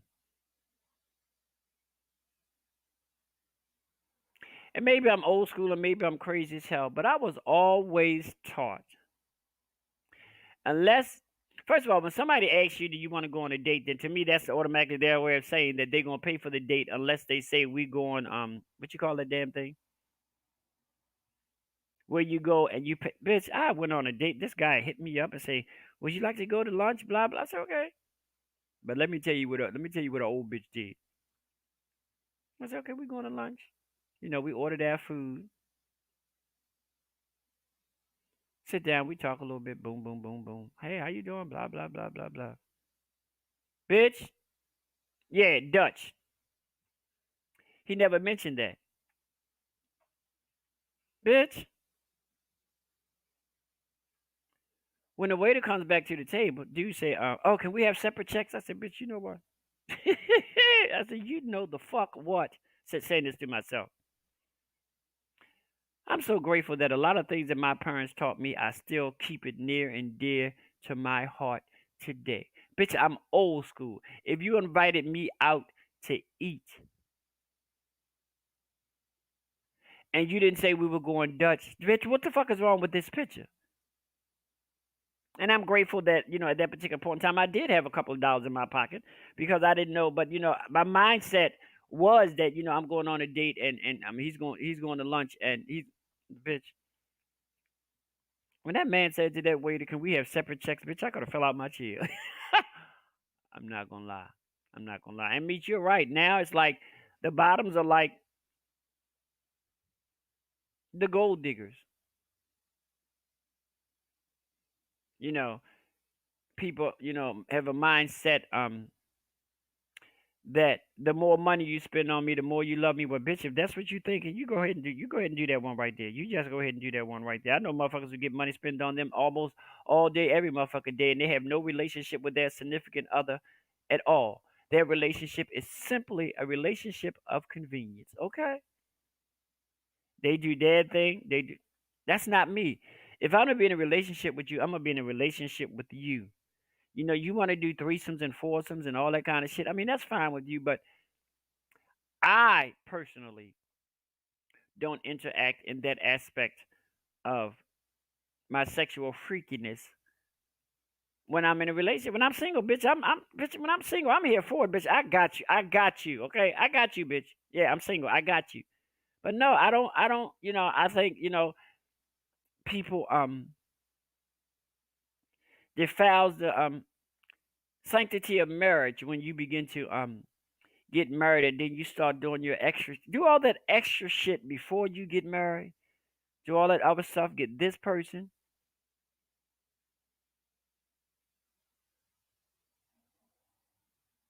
Yeah, I mean, and it's like, I'm trying to figure, like I say, a lot of us are older school, and it's like It makes dating in this day and time very scared, very scary, and it also makes a bitch do their homework. You want to hear that one? Okay, yeah. Well, nowadays going to the movies is not cost effective when tickets are costing $15 per ticket for the oh wow yeah for the matinee and 25 and 30 per tickets for the evening show, and then popcorn, soda, candy bar, then dinner either before or after. So going to the movies can be a $200 night, and after spending that kind of money, a bitch better cough up some ass or I can't stand my little big brother. But it's sad because the dating arena has changed so much. Back then, it was like that's it, and that's why you got to take it upon yourself. And say, look, let me tell you something right now, boo. You cool, short, and everything, but right now, us going to the movies, and especially if you expect me to pay for it, that's not. Yeah, Eric, you're right. The children have their own understanding of the subject, and their understanding is just a tad bit to the left, to the left. Everybody, yeah. No, no, but see, nobody remembers. They call me so fucking corny. Nobody remembers, the cute little date where you make your little picnic basket and you get out your blanket and you and dude or you and girl go to the park and y'all have your little picnic. They ain't gonna cost you a lot of money. You get some little lunch meat, get some cheese, get some grapes, get some crackers, take your little boom box and just sit down and just be like, boom. But yeah, I'm sorry, bitch. If I spend $200 on that ass, you gonna give up some ass. I'm sorry. Say what you want to say. Okay, call me girl. No, no. It is, but and I think a lot. But even if you don't go to the movies, you can always everybody has practically. I'll say this. I think probably every household has at least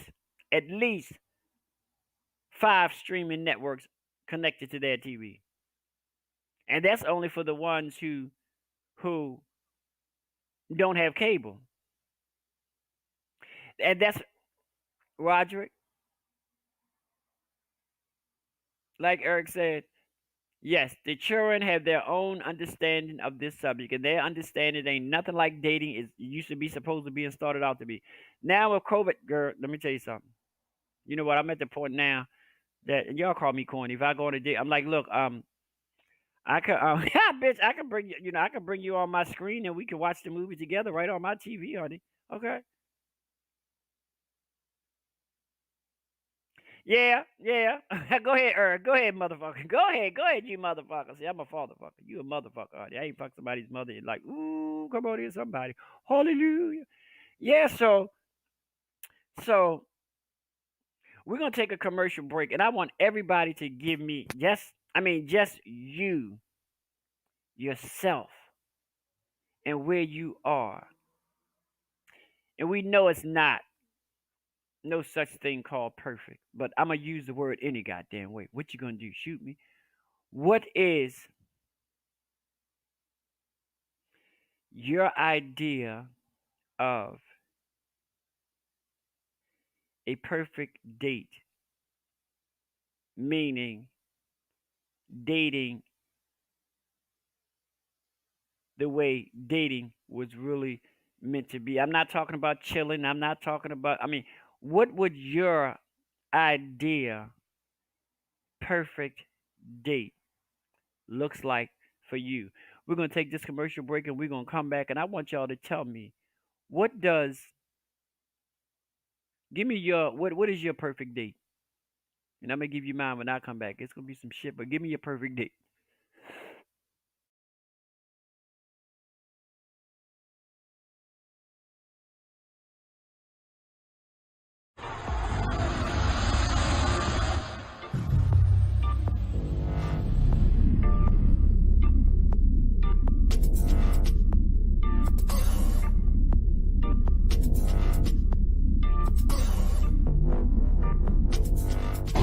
Come on now. Okay, black on.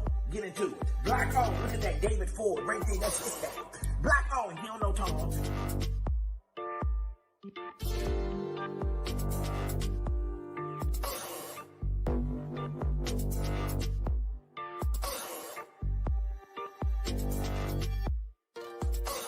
Look at that, David Ford, that's his name. You don't know Tom. Yeah.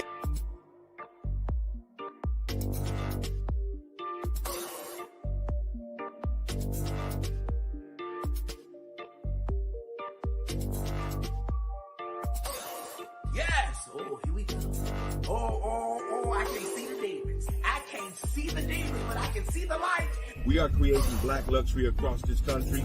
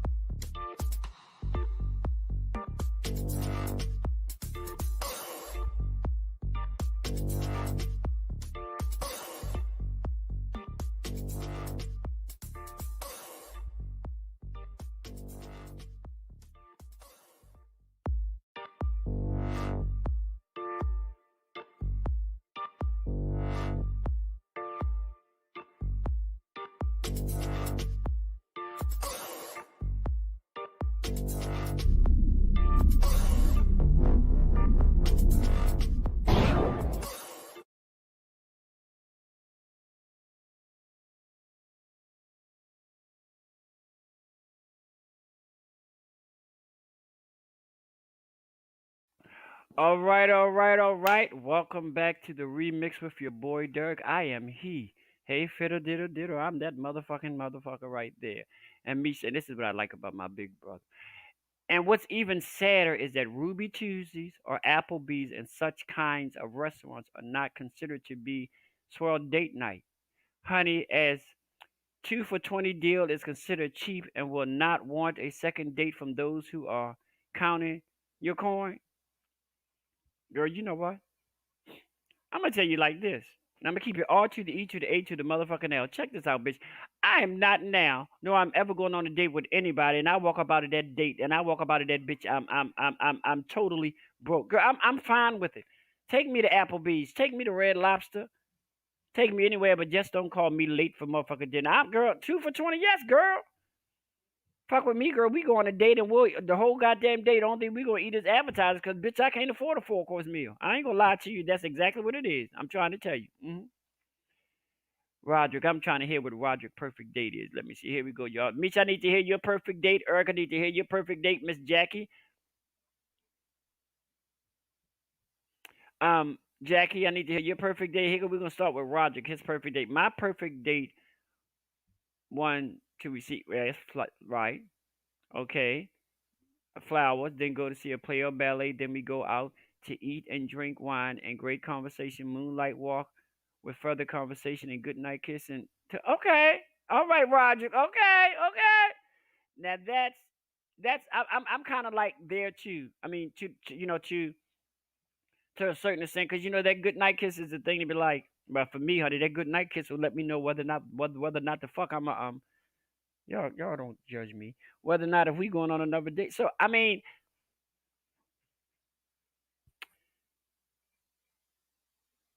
it's just like now that it seems like that. First of all, I'm not going on a date with you if we not gonna have conversation. And when I tell you, I'm talking about conversation, but I'm not talking about no goddamn conversation. Talking about if you're top or bottom, how big is your dick, and no, that that don't that's not what the fuck I want to talk about. But when I'm up close and personal with you, I want to, I just want to know.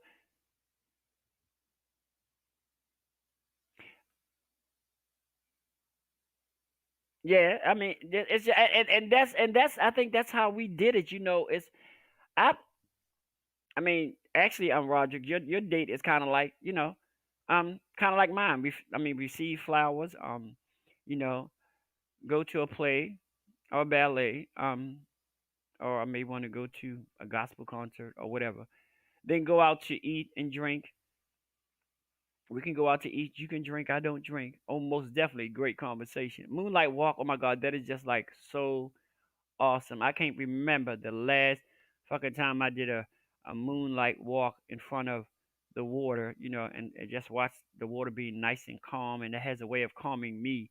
Um, yeah, it's yeah, that I like that. Come on, Meech, where you at? Come on, Eric. I need to know what is. I mean, we know it ain't such thing as perfect, but what is if date two in needed? I laugh a lot. Yeah, the kiss. Yeah. So, Meech, what is your perfect? I mean, we know it ain't nothing perfect out this motherfucker, but what would your ideal perfect date be?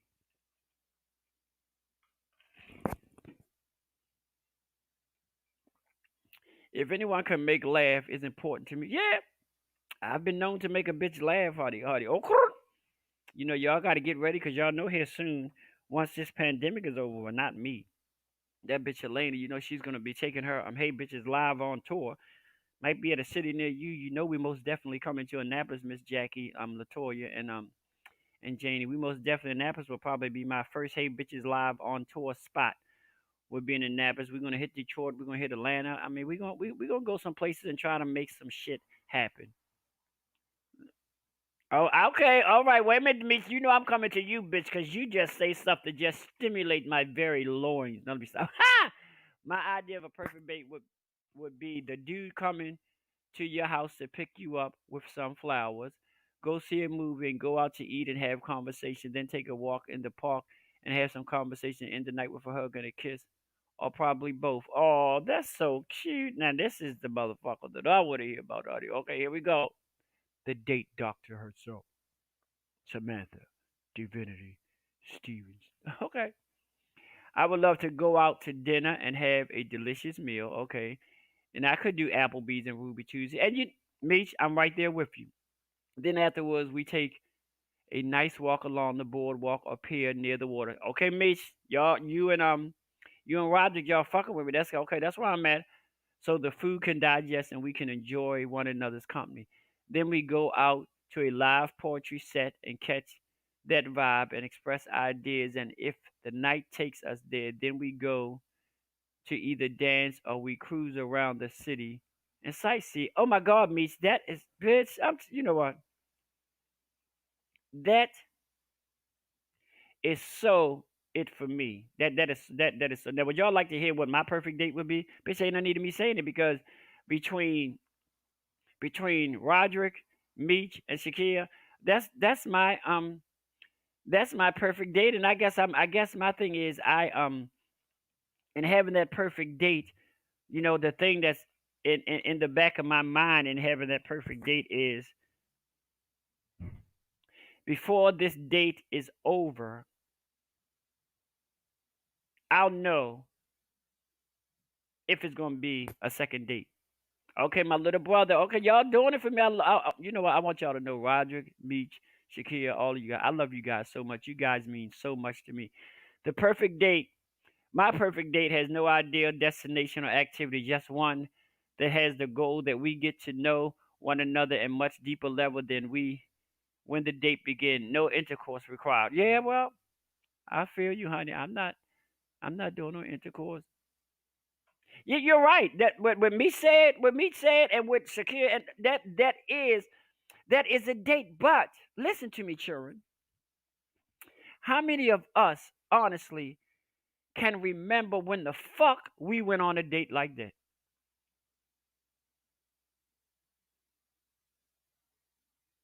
Because I mean, y'all know Helena, y'all know who that bitch is. Let me tell you, honey. Me going on a date does not include Helena. Me going on a date with you it's not a date if you come to one of my shows. That's not bitch, how do you feel? That's not a fucking date to me because I'm fucking working. How is that a date? Because then you're gonna begin to get up in your field and say, "Oh well, you're not paying attention to me," and then I'm gonna have to try and you look, motherfucker. I'm paying attention to the cornage. This ain't a date. You just well, bitch. I thought you came to support me because I don't know why in the hell in the back of your mind that you ever thought me doing a 3-4 hour gig that was gonna be a date. Because 9 times out of 10, when this shit is over, a bitch is going home.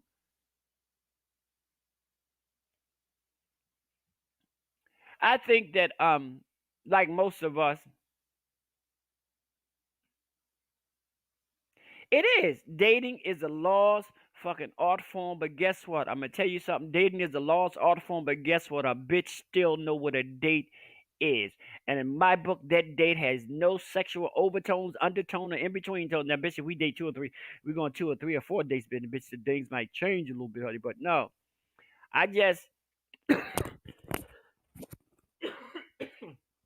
I, I just wanna,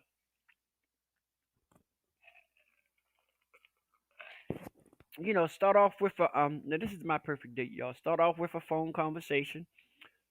Do the dating process. Shave and boom, boom, boom, boom, boom. Prepare myself. Preferably it's going to be a date where we can actually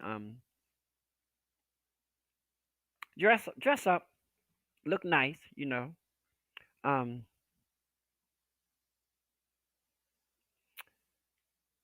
Flowers are most definitely a part of the equation. Um, and see, I'm weird because y'all don't judge me. Now I'm weird because if somebody comes to my house to pick me up and they bring me flowers, I'm weird because even if they come to my house and pick me up and they bring me flowers, I'm also gonna have flowers for them.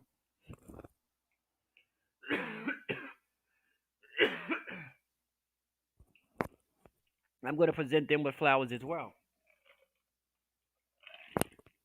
Then we will leave out and depending on where we go, I'm a Red Lobster hoe. You know, we go to Red Lobster. I love walks. I love walks. Period. I love the perfect date is gonna have to include dinner. Gonna have to most definitely the thing that's gonna set the tone for the date and determine how long or how short the date is gonna be is your conversational skills. You know what I'm saying? Look. I'm gonna give y'all a little secret. I'm gonna give y'all a little inside secret about this motherfucker over here.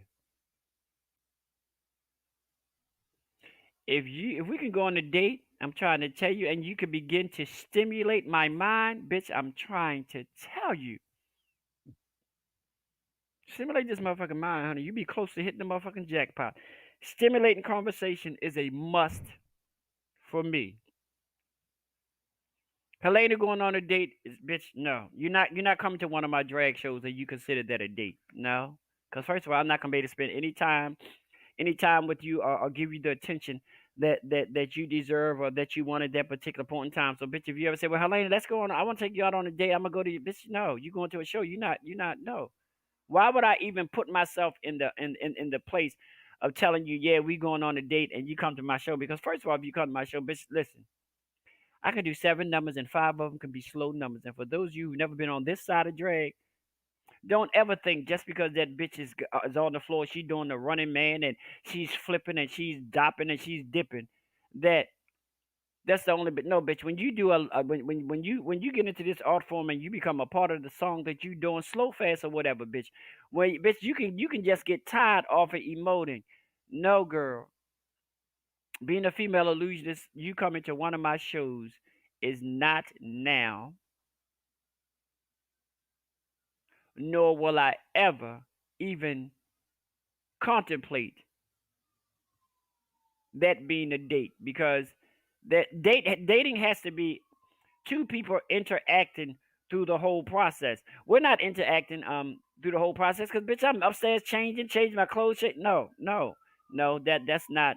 So, Mitch, how do you feel like that? Do you think that um somebody call it quote unquote we going on a date, but we going to one of your shows? I mean, where are you with that? Me personally, that's not a date for me. I mean, bitch, let's keep it real, bitch. I don't even like. To be honest with you, I don't even like my I don't even particularly care. Even I don't even particularly care for now. Now, what I will tell you is we can go to a drag show for a date, but we have to go to a drag show for a date that I am not in. That is very possible. We can go to a drag show on a date as long as I'm not in the show. Because if I'm in the show, bitch, that ain't no date. I'm working. Bitch, I'm working. How the fuck? No, that's not no. Now if you want to go to a drag show, we can. But we will not. It will not be would not be considered a date if you go into a we're going to a drag show and I'm in it.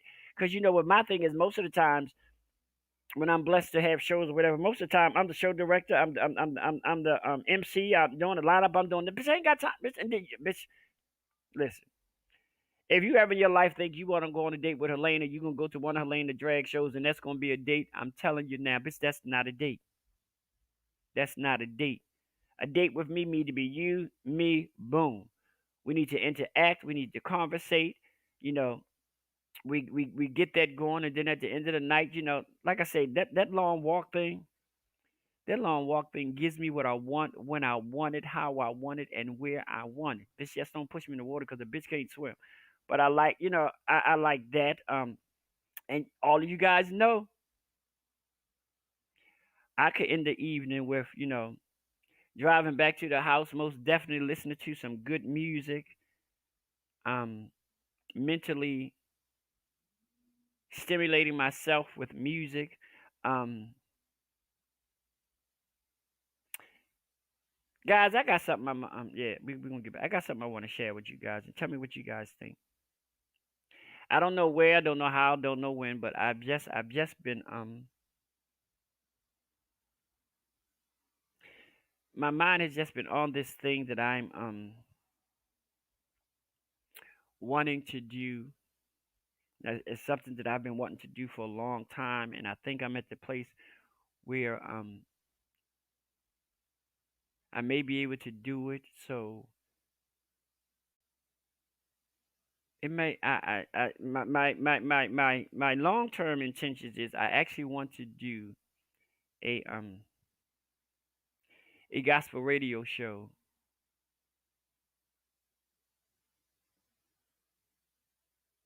and the name of it will be simply gospel therapy.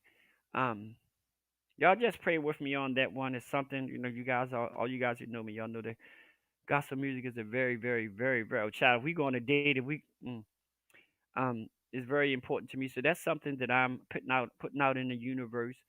Um, and we're gonna see how that's gonna work. You know, gospel therapy with Helena Hologram, or gospel Derrick with the gospel therapy with your boy Derrick. So I'm really really contemplating that. I'm thinking about that real heavy and real hard. It's something that I want to do. I think I'm mentally and spiritually ready for it. So you guys tell me what you guys think about that. I just think that I wanna try that. It's just something um that has been a part of me, and I think it's been a part of my overall ministry. And I think I could get a good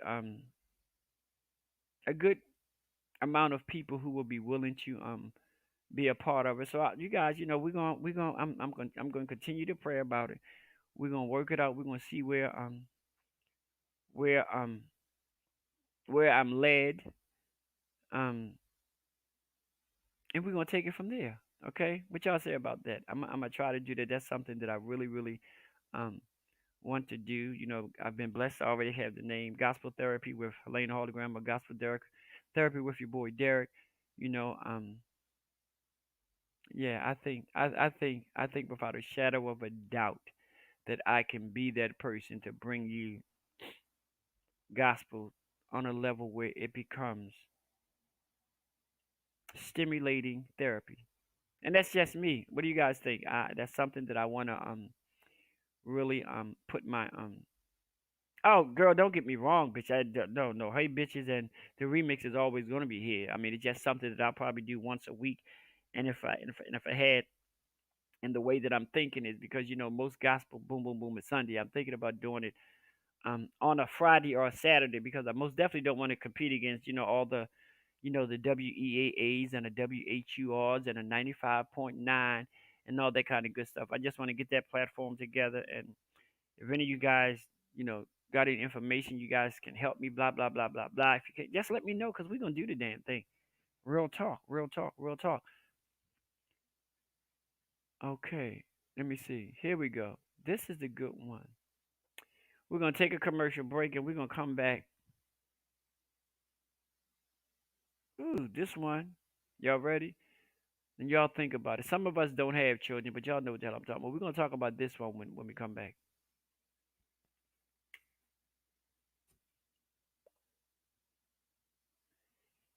Do children spend too much time on game systems?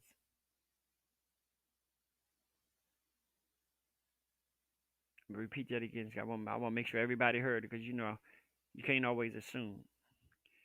Do children today spend too much time on game systems? Ask yourself that question. We're gonna take a commercial break, and we'll be back. I'm dying to see these answers.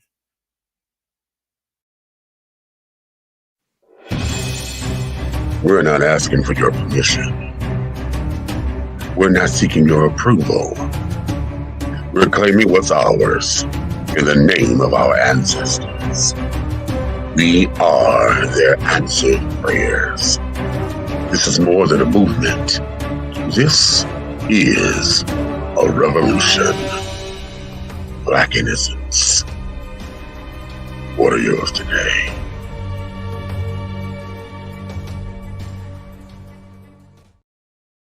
Hello, hello, hello. It's another glorious day, my T-Sippers, and you know what time it is. I hope you have all of your comforts together because it's time to dish tea. And you're dishing to dish darlings.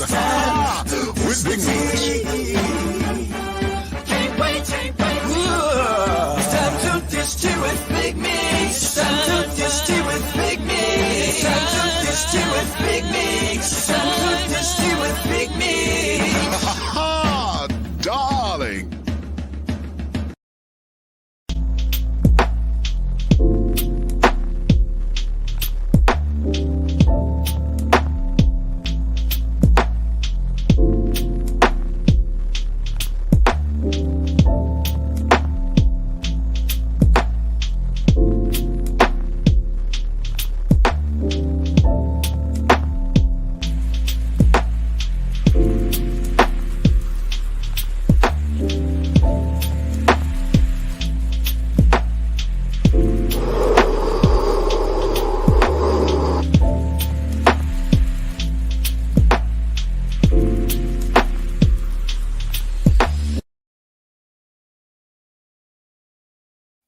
Alrighty, we back. Welcome back to the remix. And I know you guys who've been in for a while, you realize that this show name has changed. It's no longer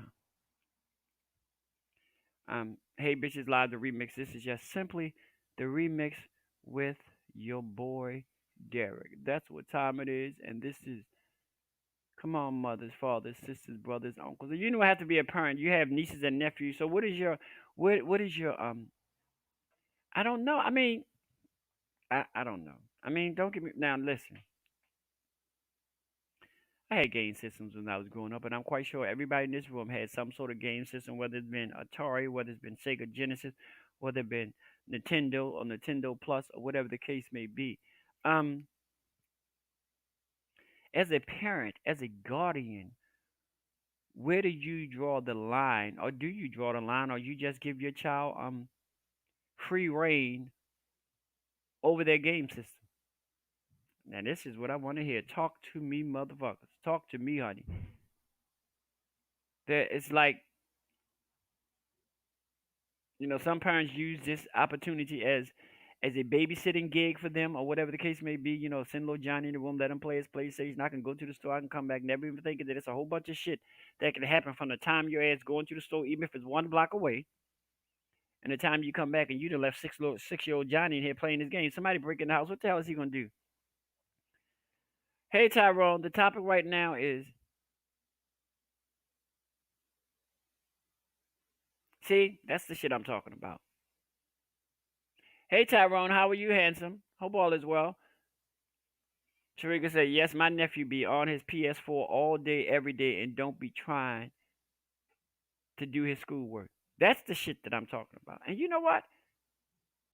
And even at that particular point, and even at that juncture, you can't blame your nephew. Mommy needs to step up, or daddy needs to step up and say, look, little boy, you can get 2 hours in the morning. I don't know how you're gonna do that because, bitch, if you gotta be up at 8 o'clock for school, you must gonna wake up at 5 o'clock, do your 2 hours, which will give you 7 o'clock. Then you have to jump your ass in the shower, the bathtub, or whatever do you gotta do, and you gotta go to school. Then after school, you get. But no, I think some parents need to take a better hold and a better grip of that scenario, because if you don't, that, to be honest with you, I think that's one of the contributing factors to why so many like I can say here in Maryland, 70% of the children fail.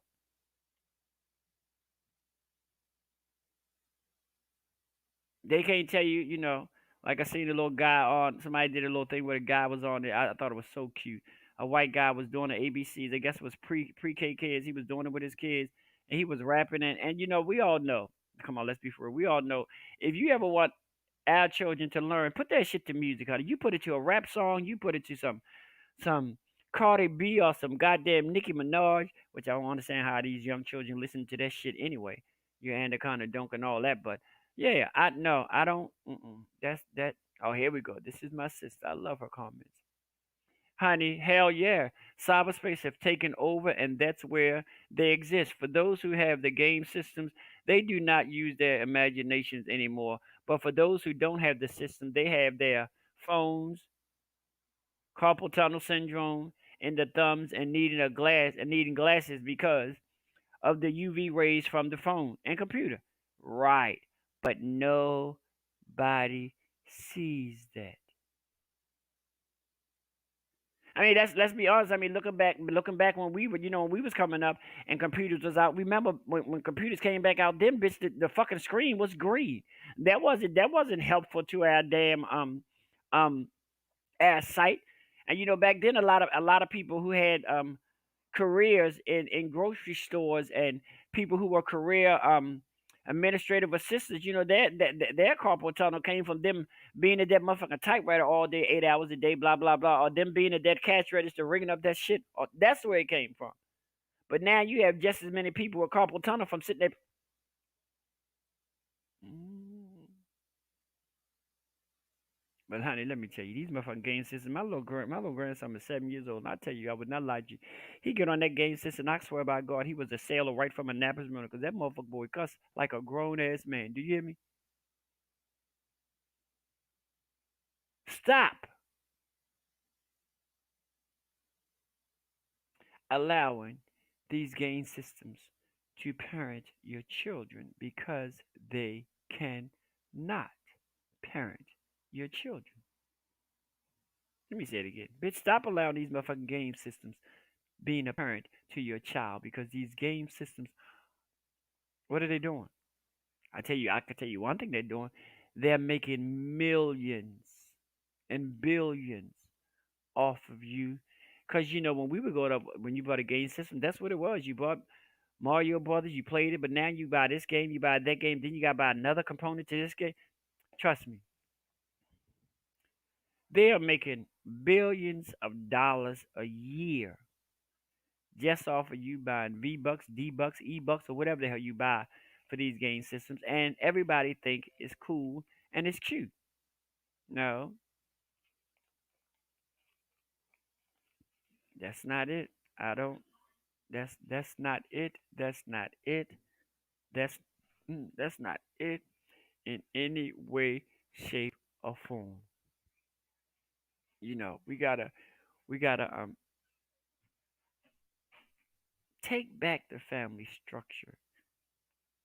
I cannot remember the last time that I've been anywhere and actually saw a family sit down and eat together. Somebody tell me, when the last time you went somewhere and you saw a family sat down, ate together with no distractions, no cell phone, no tablet, no iPad, no nothing. Just straight up bona fide. How was your day? How was school? What's on your agenda? Blah blah blah blah blah. Please, please, ma'am, please, sir. Tell me the last time you personally was in a situation and y'all had family dinner. I don't care if it's just a husband and wife, children, a mother and children, father and children. When was the last time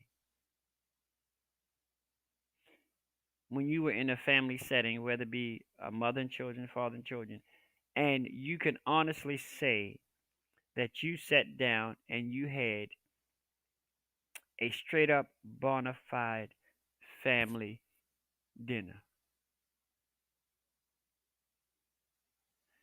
Let me think.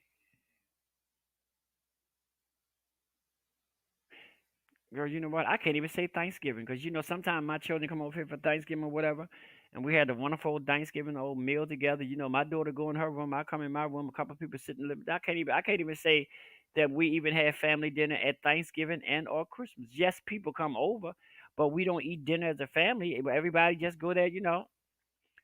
She gonna get her little. He gonna get his little plate, and no, I cannot sit here and honestly say that I can remember the last time I was with somebody and we had a family dinner.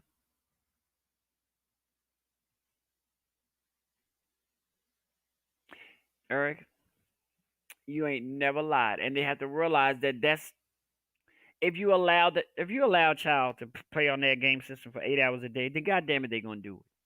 They're gonna do it, plain and simple.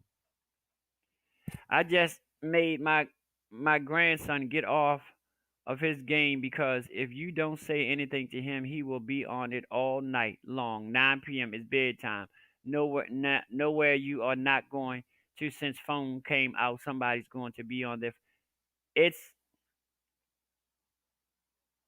technology was meant to be a help, but technology, to a certain extent, to some people, have become a serious distraction. I'm still sitting here wishing that there was a time that I could go to a hardware store and get me two good old ropes and teach these children how it was to double dutch.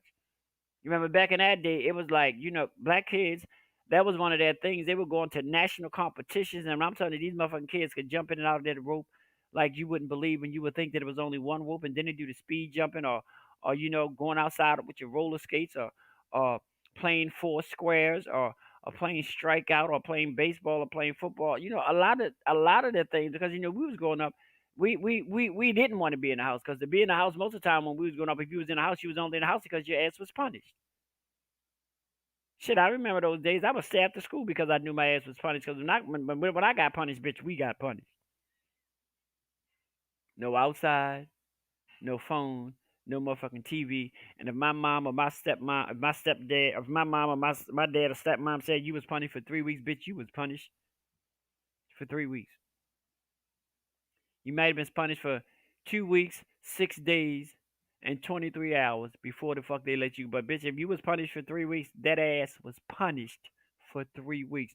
You ain't get off for no goddamn good behavior because my father used to always say no good behavior because if you had good behavior, you wouldn't be in the fucking situation that you're in now. Okay? So no. But now, mommy say, well, I'm gonna take your game from you. I'm gonna do this, and then 2 minutes later, the little child right back up. I say, girl, you know what? Let me tell you some real good shit. That's what you do. Remember those kinds of activities where privilege, right? You had to earn those privileges, but now we have allowed a privilege to become an entitlement, and we have accepted it and it's fucking crazy, crazy, crazy, crazy, fucking crazy. I wish I could teach some of these kids how to play four squares. I wish I could teach some of these kids how to play strikeout. I wish I could teach some of these kids how to play um how to do double dutch. But those things, um a lot of those kids, at outlets words go. I'm playing baseball on a little league team. Yeah, I played baseball on a little league team. Bitch, can you believe that? I sure did, honey. I was up. Oh, yeah, I saw it. Yeah, I was that nigga. Yeah, but I mean, I would like to see. And Eric, that's a good one for you. How has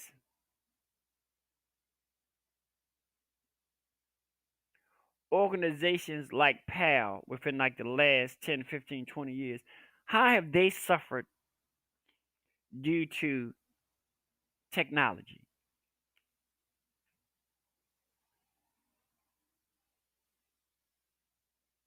Right. And that was what I love. I mean, it's girl.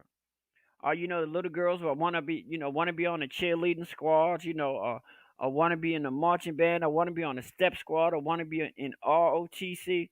Girl, do they still have ROTC at school? Bitch, I graduated in 1985, bitch. Yeah, 1985. That's way back before some of these motherfuckers on this up on here was even born. Yeah, 1985. Yeah, that was the year way back then. But no, I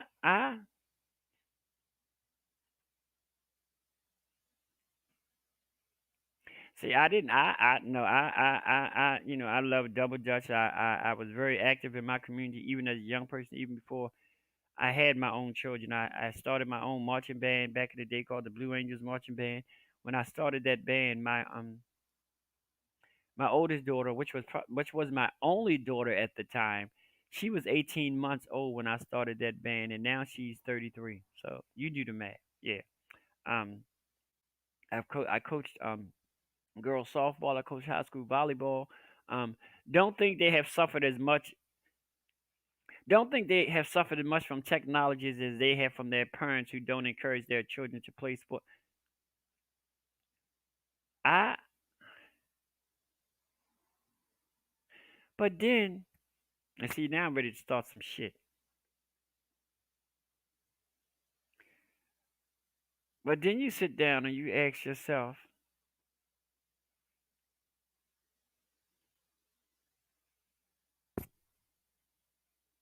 all right, that's what we're here for, boo. And then you ask yourself,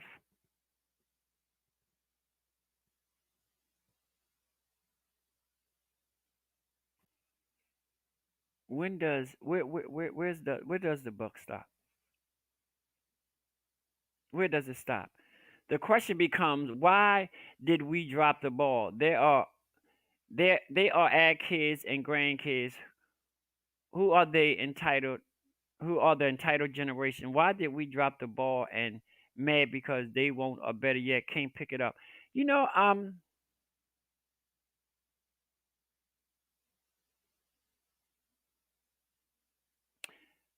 that's something that I'm gonna have to ask myself. Because you know what? My girls were active in mostly everything. I mean, sports wise or whatever. When I coach high school volleyball, I would take my children to the games with me. Sometimes I would take them to the practice with me. I don't. That's a good question, Meech. I don't. I don't.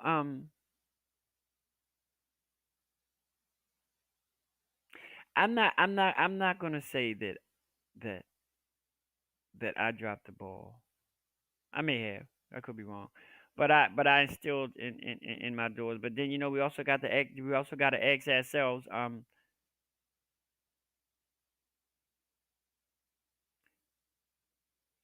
Mm, have this technology become, and listen to what I'm saying, the technology, the word is technology, have this technology became the poster child for childhood obesity? Ask yourself that question. Oh, bitch, you tried it. Yes, I did. But have this technology became the poster child for obesity? Ask yourself that question. I just want to know, bitch. I mean, you're not. I mean, you don't even let Johnny walk to the damn store and get nothing. I mean, no, girl, no. Mm. It's, trust me from a motherfucker who know better. It's better to teach your child to be active because, honey, when you get to a certain age and you can't be as active as the fuck you used to, then you start looking dumb in the face because you start, well, damn, but girl, yeah, damn.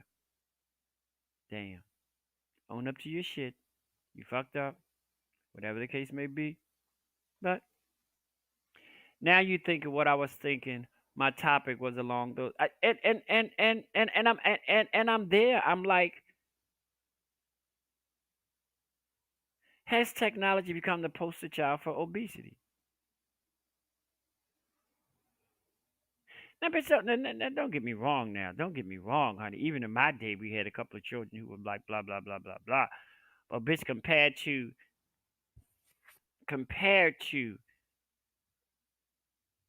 the rate that it is now, compared to when it was back when I was coming up, the obesity rate probably has risen at least 50%. Beat me up, Scotty. That's the no, and you do.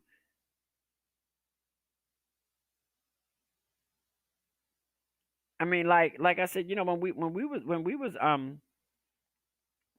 coming up, ad technology was trust me, ad technology was the little thing that we pulled the string and it went around and say cow, moo, sheep, baa, VTech, the VTech computers, um, Electronic Connect 4. You know what I'm saying? Um, 'Cause like I say, bitch, when my first goddamn video game was Atari, bitch. Only thing that motherfucking thing did was went from one side to the other side. Once boom, boom, boom, boom. And bitch, we thought we was the sugar honey iced tea with this goddamn born ass Atari. And the only thing it did was play tennis. Boop, boop, boop, boop. That was it.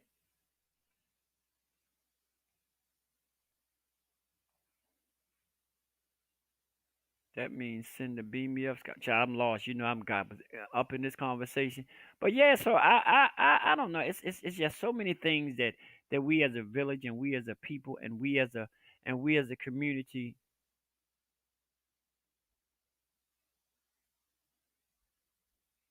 Oh, all right. I'm a little slow. Don't look, y'all don't pay me no mind, okay? Praise the Lord. He said, "Beam me up, Scott." I was like, "Wait a minute, bitch. Beam me up out of you know what that meant back in the day. Beam me up, bitch." Oh, See, he gotta get a little bit technical on it. Okay, okay, okay, okay. So yeah, have technology allowed your child to become the poster child for motherfucking obesity, childhood obesity? Tell me, what you think? I don't know. I'm just asking God. I mean, don't be scared to talk about it. You well, just do a little bit of research. Ask yourself, how many pounds have your child gained since he or she have been out of school? I'm listening. And my little grandson been out of school. His little skinny ass. I wish he would gain some goddamn weight. He about that big. Okay. So I mean, it's so disheartening, and you ask yourself the question: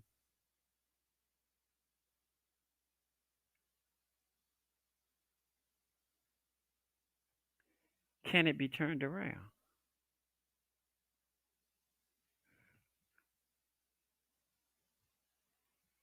Yeah, we were the microwave generation. We wanted everything quick, fast money, fast cars, fast acts, etc. So our kids are the 2.5 version of what crack did to us. Technology, everybody want to be famous, like, and get all kinds of flowers across the globe. When did we did not foster a healthy sense of boundaries? We have let tech become our kids.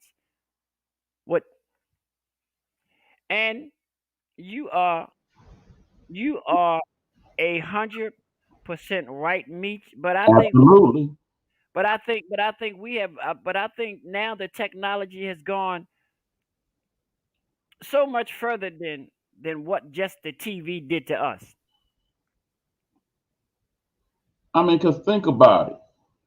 Okay, let's get into it. The answer is I do believe that is a major factor in it. But let's go back to the original question. Remember, we are also children of the video game technology. We grew up, like you said, bump, bump, bump, bump. We Oh grew up God. with Atari and ColecoVision and Nintendo and the like. But in the same token, we were still encouraged to go outside and Oh have yeah. fun. Oh yeah. The older kids in the neighborhood would teach the younger kids in the neighborhood how to play all the old school games. It was a tradition that we passed along from big kid to little kid and so on and so forth. Remember that cartoon Recess? Oh yeah. Oh, I love that And cartoon. how they basically talk about how the kids was like in their own little jungle or they self the little kindergartners, and then as Hmm. the third graders, then the big kids was like the royalty and whatnot. It was kind of like that back in the day. To where yeah, the kids they was doing their own thing, but in the same token, you as a little kid could sit there on the side and be like, okay, what you doing? We playing running bases. You supposed to throw the ball to so and so, throw the ball to so and so, and then tag. Oh, okay. And then every now and then the big kids like, okay, you want to get in? Yeah, and you learn that way. Or like if you be out there hooping, yeah, okay. Now it's time for it's big kids versus little kids, or something like that, and you Well, learn honey, that way. when I was growing up, I didn't like to play basketball with my brother because my brother was a mean motherfucker, honey. If you get on his team and you lost, he would beat your ass, and they'd be like, okay, and bitch, I would never get on his team. I said, but you are not gonna beat my ass because we probably gonna lose. But no, it was. I mean, But but yeah, then we also yeah, but go then ahead, we man. also had technology. But then there was also a point in time where our parents said, okay, you've been on that game long enough. It's gonna be dark in an hour, so I think you might want to Mhm. go outside before it get dark and they turn on that street light. Cause I don't care how long you've been on this damn game. When that street light come on, your ass coming in this house. And then also remember, how many times did you hear, I know you ain't on that game and you ain't did your homework yet. Now, in this day and age of technology, a lot of those conversations don't go on. Sadly, because some of these parents not able to be at home when their kids get home. So when their kids get home, they go do what the hell they want to do. But you know what? I'm gonna tell you something. I don't know, maybe it's just me, but bitch, when I was growing up, I thought my motherfucking mother and father had like spies in the house shit because I knew when I came home, it was, Exactly. it was certain things that I wasn't gonna do. Was like, how the fuck my mother knew I watched 5 minutes of TV and her ass wasn't even here? Exactly. Because, yeah, remember, a lot of us people who grew up with single parents, we was latchkey children.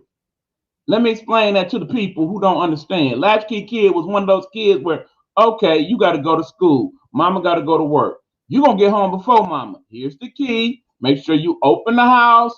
You close the house. You lock the door. Don't have no goddamn company in my house. Make sure my house is clean when I get home. Make sure you take your school clothes off. Put on your flex clothes. Do your homework and stuff. And then if I come home and you watch the TV and all that ain't done, trouble. Yeah, yeah. Trouble. How many times? And I know Meech can attest to this as long as you. How many times have we thought that we was gonna get that shit done before mommy got home and we didn't? Exactly. And then all of a sudden, who there in the driveway? Panic mode. Run, Listen, run, I'm trying to tell you. And did you all right? Technology is a demon for many who struggle with weight loss. It's called this mindless eating, and that's why I say people. People need to. That's why I just said the thing right there. Has technology become the new personal child for run. childhood obesity? And it caused not just mindless eating meats, but mindlessness, period.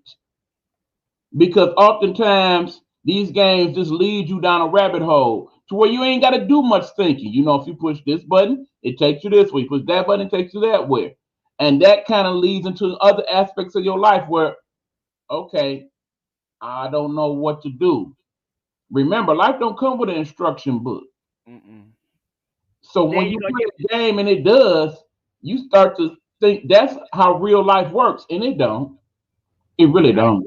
I remember that bubblegum in the dish. How many bubblegums do you wish? Exactly. Punchinella and all that good stuff. Okay. What I say? Shake it, Centurita, shake it, or you can shake it like a milkshake. Shake yeah, all those things, but all of those things required us to be active. We weren't sitting. I mean, even if it wasn't no more than playing jacks, you were still active. Yes. If you was doing no more than playing Or, I declare war, you were or still two active. player, any of that. Right, you were still active, and a lot of time, and the sad thing, not the sad thing, but the good thing is, you was physically active and you were mentally active at the same time. Exactly. And you learn things. Like when you play hide and seek, you learn strategy.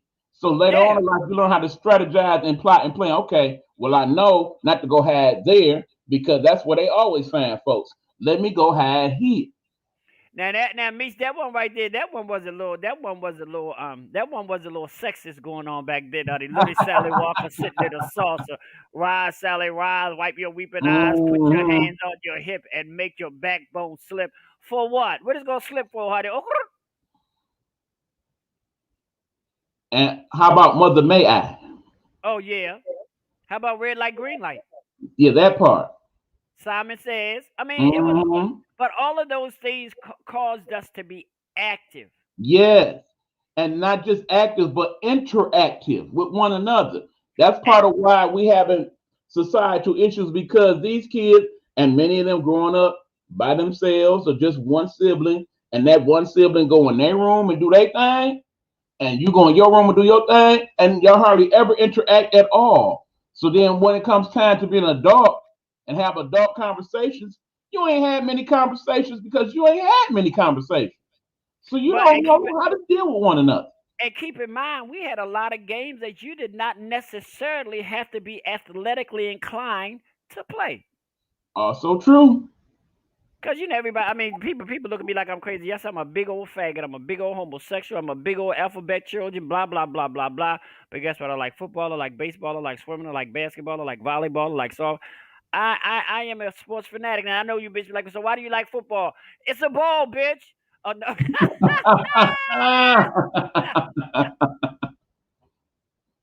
Mm. No, but I mean, You so like I said, crazy, let me see. What dude. do you say? Let me say, child, the phone is yeah, Yes. yeah. I can show you. I have like 20 games on my tablet. And the whole thing is the phone that got to the point where let you tell one of these children you about to take their phone. They will act all kinds of fool on you. And you may very well be the person that paid the damn bill for said phone. But they will act up like you didn't threaten to kill them. And like me said, we need to realize that these are things that children need to earn, and not things that are just given to them. Exactly. And that goes to the other part of the problem. And keep in mind, I'm always leery to have this discussion because I am not a parent. But that being said, I can't help but see what I see, okay? Are Some you? of y'all parents, y'all is not on your job, okay? Plain and simple. You are not on your job. That's a parent's pacifier, letting their child get on the game. And that's the way that The a parent electronic babysitter, absolutely. How many say times that. you have been in the store and it'd be like, nah, here. Child, when I was growing up, let me tell you something. Let me tell you some real good shit, okay? Listen to it. Saturday morning, picture it. Annapolis, Maryland. 1970s, early 80s. You're going to the grocery store. First of all, you knew certain things. First of all, your mother would say, don't ask for shit, don't touch shit, and it won't be shit. You seen that Lavelle Crawford special? Don't ask for nothing. Don't turn nothing. Two chops to the throat. Two to the throat. No, my mother said, your ass gonna go and sit in that hot ass motherfucking car until the fuck I get outside. No, we part. wasn't doing all that. And then keep in mind, now I'm gonna tell you, I'm aging myself, bitch. When I was growing up, bitch, my allowance was 25 cents. But guess what, bitch? With that 25 cent, I could buy a soda and a whole fucking candy bar. We started out with $5. $5, you could have a whole porch party. Well, it had to be 20. Chips, drinking all. Well, it had to be 25 cents for us because my parents had 10 fucking kids. See, well, yeah, that's that part. Yeah. There's only 2 of us. Now what you say? And you bet not open, bitch. You could. My mother said I wouldn't care if Jesus came and knocked on that door. You better tell Jesus he need to wait until your mother get home. And it like Essie Lorraine and Patricia Ann all went to the same meeting. I swear. Girl, I'm trying to tell you. So everybody mama told them the same thing. Nowadays, these mamas have a whole different set of rules and understandings. Especially when your mama stay with her mama still. But I ain't. And then you got to realize that we were back into the village mentality. Because guess what? Trust me, your mother told your next door neighbor that you were not to have company. Nobody was to come in the house. Boom, boom, boom, boom. And bitch, when you was like, I wonder how my mother found out. Bitch, who lived next door to you? Exactly. Because my neighbor showing up told my mama, oh yeah, that boy wasn't in no school. He was right over there at the house. I heard him. And was mad. And my mom was like, now I wish you would say something to Miss Vince.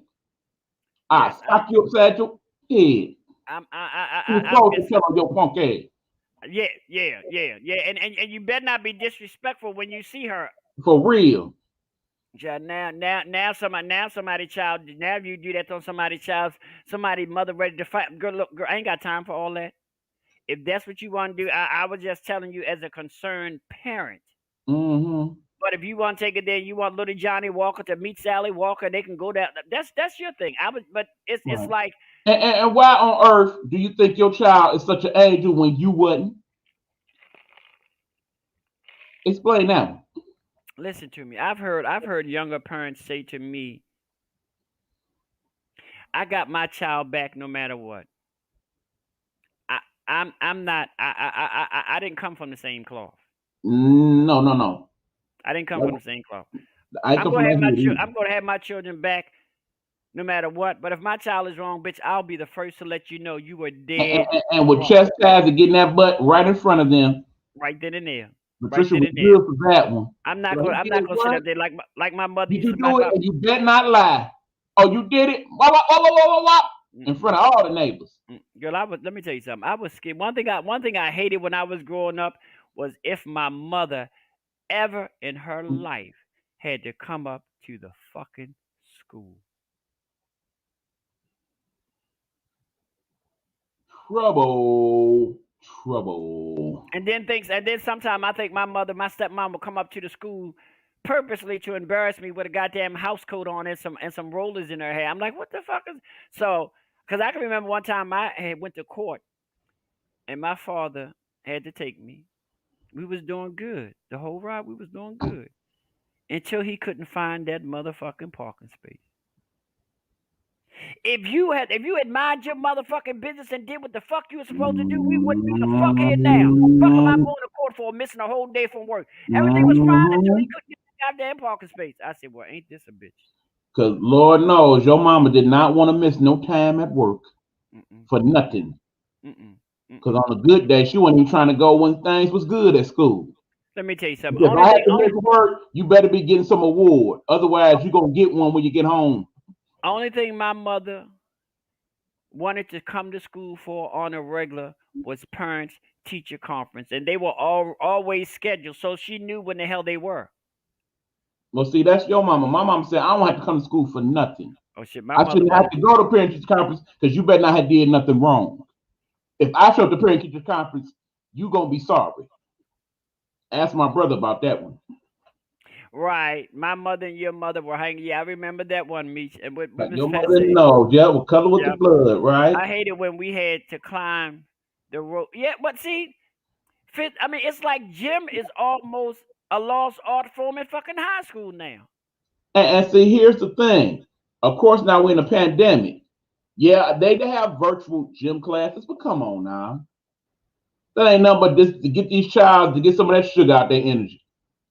Do they still do the you remember the American Fitness count council, right? I remember um that you had the certain amount of push-ups and sit-ups. right, You had to be able to run a certain speed and all that. I don't even know. do they still do that? I don't even know. I doubt it because if they did, most of these kids couldn't do I know at one time Michelle was trying to put that back in the school system it. because Yes, she she was sure all on the was. healthy and yeah, bitch, I could never climb that motherfucking rope, honey. Kiss my entire non-existent ass. I could never Me either. climb that damn rope. I could do it all but that. Yep. Got names of colors, people, Yeah. streets, cities. Exactly. hmm when we used to play the little game and the key to the game was like if somebody say name streets, somebody said um name streets and no repeats, or name a color and no you can't repeat. Mhm. But those were mind games. It made you fucking Right. think right where you stood. But they don't do that now. Right. Even everybody's favorite travel game. Okay. I spy something blue over there by the tree. That game. Well, look, we were the black people traveling, bitch. We ain't never do that damn 99 bottles of beer on the wall because that Oh bitch no, would we just ain't play that one either. that shit would have just made me so fucking upset. Right. And then it was a treat for us to go to McDonald's or Geno's or Exactly. Burger King. And it wasn't like we did it every weekend. We may have got treated once a damn month. And nowadays, I wish I would pick a McDonald's hamburger or a good homemade burger. You must be out your rabbit ass, man. But these But children, nobody, oh no. but We can have nobody. McDonald's. I ain't hungry then. But What? see, the sad thing is a lot of these younger they don't know how to cook. No, they don't. Like I said, I know when I left my children's mother, I said, oh my god, my children are gonna be eating oodles and noodles and hot dogs for the rest of their fuck. Cause my wife didn't know how to cook. Right. I mean, that's why you got these people and they're getting food stamp assistance and they just sell the damn stamps because they ain't about to use them to buy no food. They rather have the money so they can go buy junk food ABC. Let's keep it real, bitch. Let's keep it real. Let's keep it real. I'm ready to come. I'm ready to go there. If y'all don't like it, oh well. That's why it's my fucking show. Hey. Hello. The parents these days who are getting 6, 7, 8, 9, 10, $1,000 worth of stamp and they sell 60% of them. Mm-hmm. And do what with the money? Probably buy pills. Cause now, right? Cause now, All of that. now with the young and it bothers me to no end because I know now. It hurts me that, and Miss Pat can attest to this. It hurts me when I go on a bus stop and I can see a 15 or 16-year-old saying they ill because they didn't get their Percocet that morning. Or you see them on a bus stop like this. Just let that sit for a second.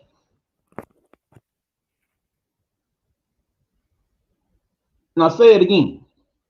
It bothers me that when I go to a local bus stop and I see a 14, 15-year-old, 16-year-old nodding off and hollering, I'm ill because I need Percocet. We talking about people that ain't even old enough to drive, okay? But not only have an understanding of what the hell the Percocet is and does, but can tell you, okay, that's a 10 grand, that's a 20 grand, that's a bar, that's half a bar. That costs $3 on the street.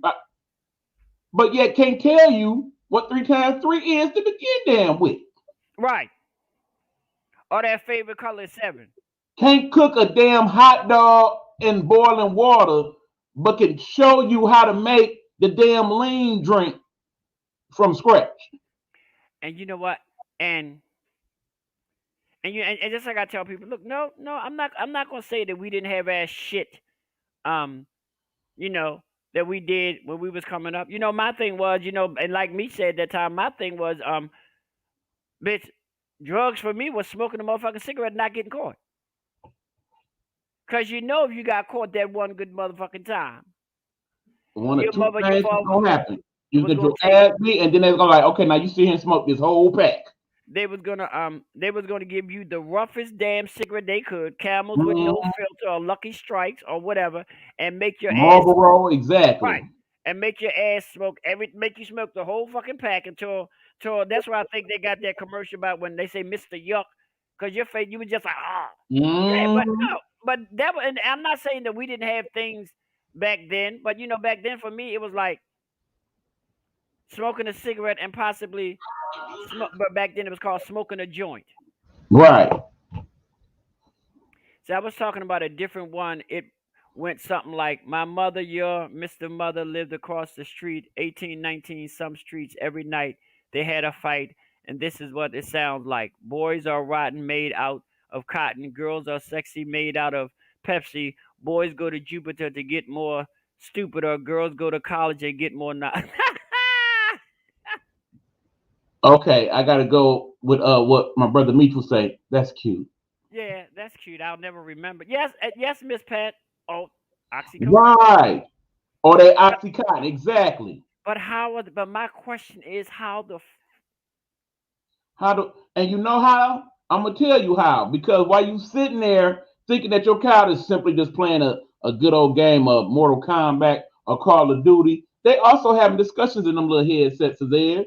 They talking about stuff that you parents don't understand goes on during the game. Some of the codes that you thinking are just codes for the game are codes they giving to each other about, yeah, this is where you go get such and such. Yeah, this is right. where you put in that lean. Yeah, this is that and this. Or this where you go get the Xanax strip from. Right. Or you might see them typing stuff on the screen and not understand the technology and terminology, but these terminologies ain't got nothing to do with these games. But check this out. And the sad part about it is they thought, let me look, come on here, somebody. Every once in a while a bitch got a little bit of knowledge for you. But they thought they were fixing a problem by sending these people to pain management. Bitch, that's not working. Them motherfuckers selling more pills than what the fuck they was selling if they was going straight to Absolutely. their only thing they're gonna do is they're gonna make it a point that when they come back to the doctor, they're gonna take a couple pills so they can have the shit in their system. And the other 122 pills they got, those bitches will be sold. It's a reason why they have the multi-billion-dollar lawsuits that they settling on Oxycontins and Xannies and things of that nature. Now this is the Understand one. that they know that they putting things that making these people addicted to these drugs, okay? Now, Eric, I know, and Miss Pat, I know you remember this one. That part right there. And you know how I feel about the cussing, but I gotta read it as it was said. You eat what the fuck I make you, or you don't eat at all. And take your punk ass to bed. That's the rest of that statement. And plain and simple. Take your punk ass to bed. And then the thing, you're not about to sit in my face after I done slayed over this store, after I done work 8 hours and not eat my food and then just be all hunky dory. No, you're gonna take your punk ass in your room and you done for the night. And let me tell you, I'm a piggyback off of that. Another thing that my mother used to do, and I think she did it purposely. She would make sure that night that I didn't eat what she fixed, she made sure that night before it was bedtime, she made sure she gave everybody else ice cream and cake. Mm-hmm. To rub it on in. And I wish you would try to sneak in that kitchen later on to get you some. Yes, that was that. Let me see. They must be something from you. Yeah, that's more her generation on Miss Pat. I think Shakira is maybe like 18 or 19. She's actually one of the young girls who used to be a part of my marching band in Annapolis. Gotcha. Yes, Meech, I remember that. Okay. How about this, Eric? How about learning how to smoke and smoke brown paper bags, tore it, rolled it up like a cigarette, and smoke the paper. And put little pieces of grass in there. Because in the end, you was actually practicing for that later on. And smelled disgusting, man. But let us not ever forget. I'm ready to fuck up your whole world. Let us not ever forget the candy cigarette. They had a little bit of powder in it, and it made it look like you were smoking. That part. Or the candy cigarette that was a piece of gum, so you put it in your mouth and you just did. So I mean, it wasn't like that they wasn't beating at the chop long before that. True. How about yeah, exactly, because that was another thing. When you had to get that book from high school and keep it nice and neat, because you know you had to turn that boy back in or had to pay some money. Your mama and them that had that money. Oh hell! You made sure you kept that book with that paper bag covering that they taught you how to make, and leave it on there. and you can put any goddamn design on that mother. But children learn how to be fucking creative. I know some children who put that damn brown paper bag on that book so much you couldn't tell me that was not a traditional fucking book cover. Right, exactly. Because I was at the store today at the Walmart, and I'm glad they still have this section at the Walmart. Happened to be going down the aisles, and there was that one section where all the arts and crafts was. Had the little sticks and the glue and the glitter and all that. I started just to get some of that just because. That's actually something that I'm going to get into because I want to get back into. I'm gonna buy canvases and I want to get back. And y'all know I'm a straight up bona fide fucking nerd. You know what I'm gonna do? I'm actually gonna go to Walmart and buy me some of those canvases, and I'm actually gonna sit up there and watch that guy who do that fucking painting, and I'm gonna paint with his ass. Right, because part of why I took off this week. Hold on, keep talking. I'll be right back. And this is what I need to know. Yeah, I remember that. Who don't remember that? Eat or go to bed, or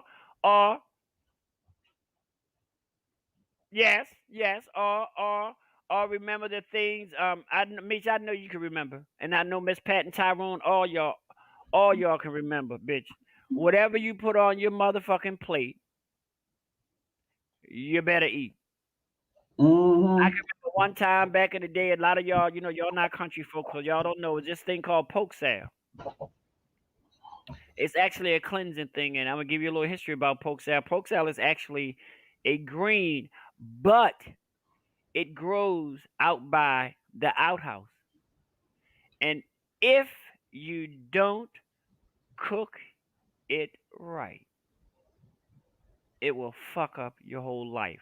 Because you're thinking of green that's grown by the outhouse, so it's taking in all that toxic shit. Mm-hmm.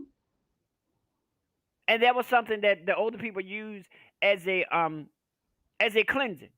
Okay. Girl, I remember one time I went home one time and I saw this big old pot, and I just knew by God, honey, that it was spinach. I done piled my motherfucking plate up. My stepmom didn't even tell me it was poke salad. The shit was horrible. I ended up making poke salad sandwiches just so I can swallow this shit. But that was it. Whatever you put on your plate, if you made your own plate, whatever the fuck you put on your plate, that's what the fuck you ate. Right. That was now again, we're talking arts and crafts, right? Right. See, I like shit like that. Because one day this week, this is what I would be doing. Because early on during the pandemic, pre-Nighthawk Network and meeting them, this was how I was getting through my days, trying to stay sane. But you know what? And it goes to show you about technology. I have that same game. I had those same things on my fucking phone. Mm-hmm. And so we can say they still sell candy cigarettes. You remember this? Or try to smoke parsley flakes. Yeah, that part. And Meat said brown paper bags or construction paper covered with contact paper. Yes, to give you the glossy effect to your book cover. But like I said, just doing the covers was part of the fun. The other part was decorating the covers the way you wanted to. I could not stand my little brother. Listen to y'all. Don't remember he was on the show, Mark Jason McClellan. This is what he said. This is what he says. Oh wow. Mark, shut the hell. Really? Mark, you know what? You know how I was. Well, you're a little bit younger than me, but you know how I was. Yep. Girl, child, let me tell you something, child. It was in my house. It was either their way or no way. But certain things wasn't even open for fucking discussion. I remember when I got a certain age, my parents told me, you come in the house whenever the hell you want to.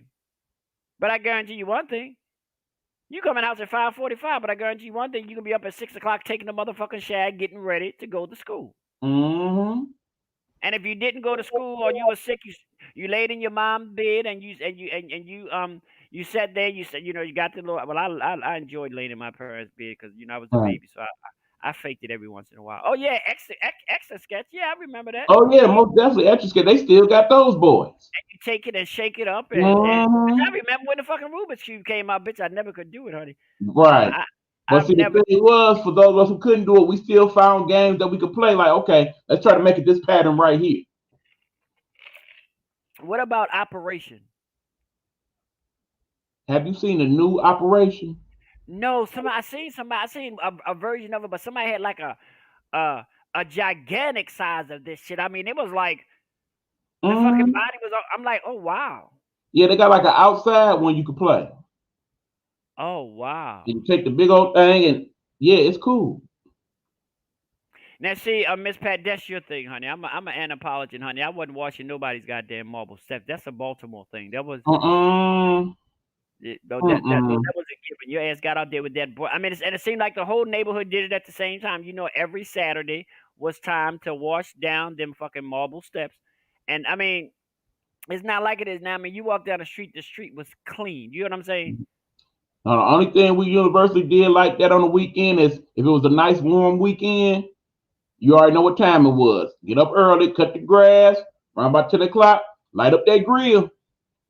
Let's get in it. And you have to realize that we cut grass back then. We always cut grass before the sun was real, real high in the sky because people ain't got enough sense. Bitch, you can't cut grass and it's 12 o'clock in the afternoon. You're gonna burn that shit up. Absolutely.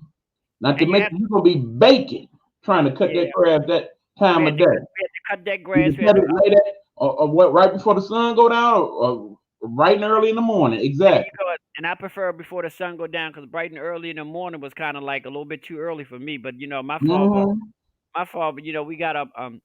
But it's like I just don't know, bro. I'm grateful, you know, that we have these platforms and we get to talk about things. I'm grateful that we had the young lady in here today who's, you know, in her early. Shakia, how old are you, girl?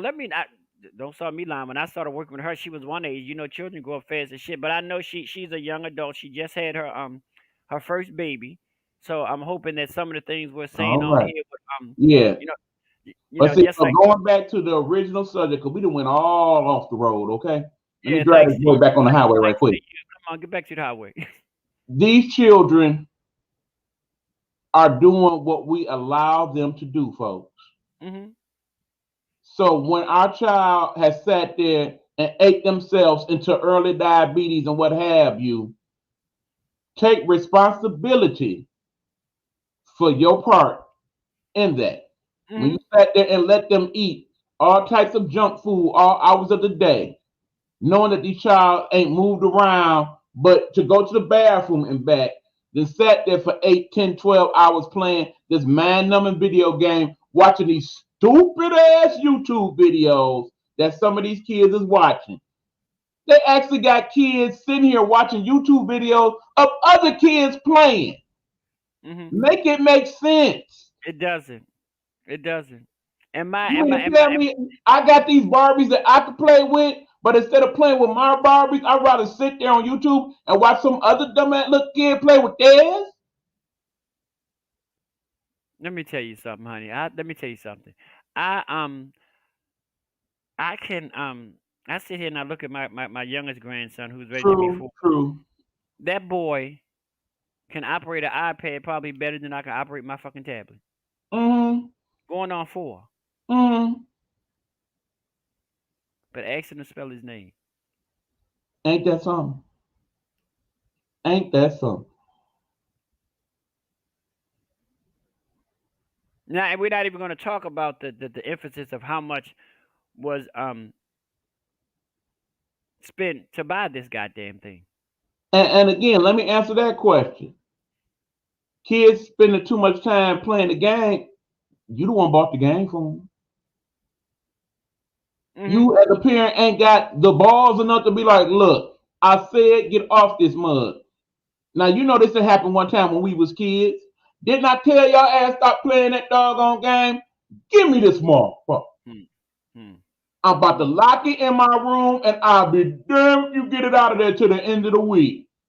Let me catch you with it and see what happens. But check this out. Unlike the people who may have a parent who may, I don't know who it was. I remember somebody saying that, you know, every year they always got certain gifts, but they also knew that a certain time that mom or dad would take their gifts and pawn them so they can get high, whatever. And then they would go back 2 weeks later and get. But see, I never had that experience. Me neither. I had the experience in my mother. I can remember one time my father got so mad at us that he broke the whole motherfucking game up, which I thought was rather crazy, honey. Wow. Because see, here's the one thing about me. I was fortunate in that, okay, yes, I had a certain moniker of freedom, but then I didn't at the same time.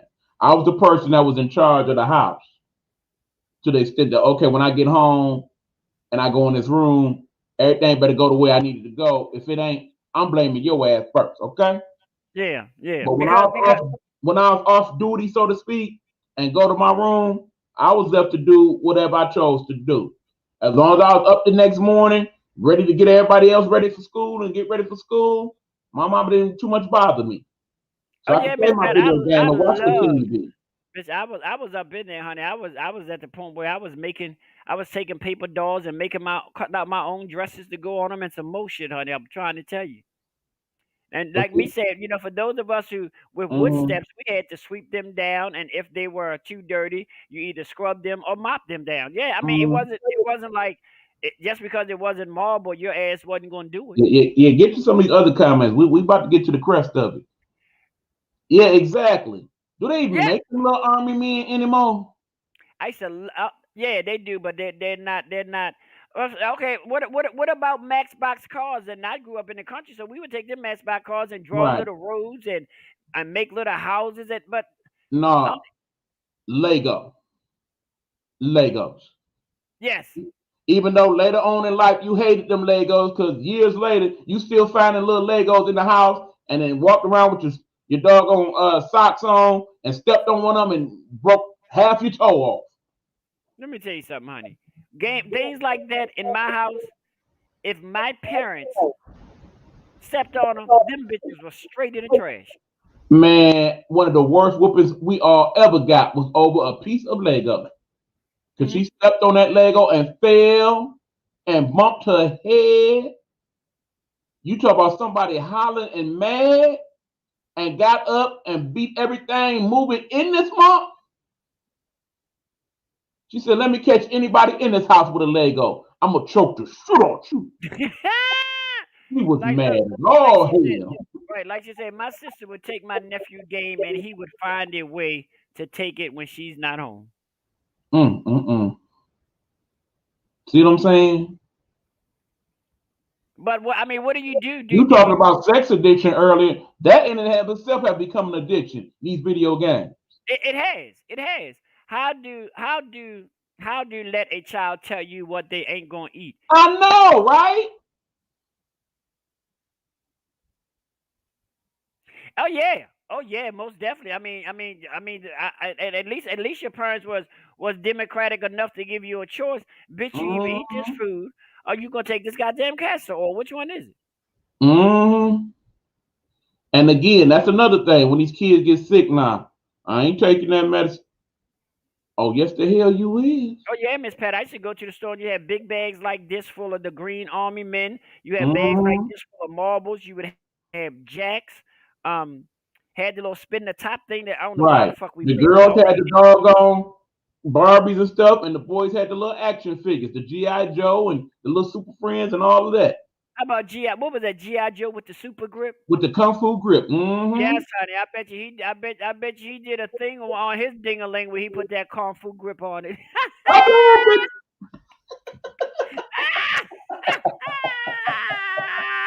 Get over here.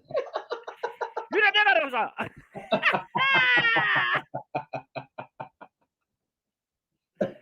Y'all don't pay me no mind. Y'all know I'm crazy as hell. But what we're gonna do is we're gonna take a quick commercial break. When we come back, Eric is gonna tell you about some of the things he have upcoming. I'm gonna tell you about some of the things that I have upcoming in the very near future, and we're gonna close out with some closing comments. Oh, Tonka truck, Miss Pat. I used to fake like I like Tonka trucks. Do you know how much them things worth now in mint condition? How many people were you around and they got in a fight and hit somebody upside the motherfucking head with a goddamn With a Tonka trunk, exactly. Or whistle blow back. And them bitches was made out of nothing but real fucking steel. I wish some of these cars was built like some of them Tonka trucks. I swear to God. Well, how about this? Do you remember? I got one you're not gonna remember. What about the Hess vehicles? You remember the Hess gas station? Every Every year Okay. around Christmas time, they would have either a fire truck or a half Not, or and had both of them things. Man, I wish I still had them. and used to turn it low, and things like that excited us to get a Exactly. fucking Tonka truck, but it wasn't remote control, bitch. You had to move the bitch yourself. Yeah. But see, the thing is, you had a whole little adventure plotted around you riding that Tonka truck. Okay, now we about to go to the scene of the fire and whatnot, you know. Had the one little dude playing, yeah, this is the reporter. There's a fire. The Tonka truck is hit, you know what I'm saying? Or before you could get a bike, you had a big wheel. I used to love my big wheel. My green machine, baby. Yes. I And had then the they had the green ones with machine. you yeah. With the gear. You could tell me nothing. When we hooked up our own bikes and got the little sissy balls on them and put the big tires, yeah, we did all that. With the little cards and the spokes, all that. Yeah, we did. Oh yeah, I thought we was something. Right. Let me see, Miss Pat. We're gonna say I remember I snuck in my grandmother's room and ate. Oh, not the X-Lax. Oh, Lord. You should have been shitty. Now, you know, it was always that one kid in the neighborhood that learned what X-Lax was and decided to play that little prank on everybody. I got some candy. And then you know what? The children never paid attention to it. You know how I figured out that they was trying to pay attention to me because X-Lax were always dark chocolate. But that being said, they knew that was going on, so they started printing on the X-Lax candy X-Lax. Right. So you knew the difference between that and a Hershey bar. Right. And because you might not have knew the difference, but you would most definitely be having some nutty shit. We're gonna take this commercial break, y'all, and we will be right back to the remix with your boy Derrick and my special guest, my little brother Big E, the Big Easter. That's the man for you. Okay, we're gonna be back, and he got a couple of things. Okay, here we go.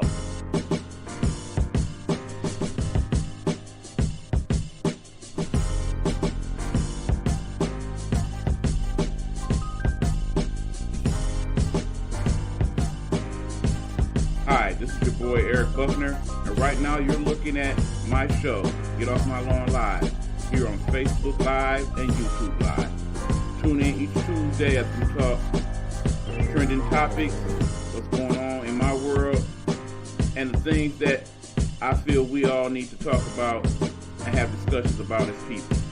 So again, thanks for checking out the show and tune in each week for Get Off My Lawn Live with me, your host.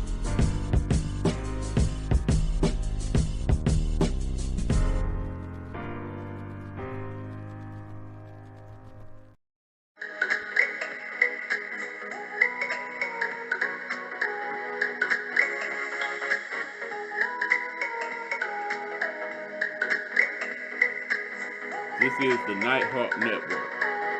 Our voices for our people. Nighthawk Network.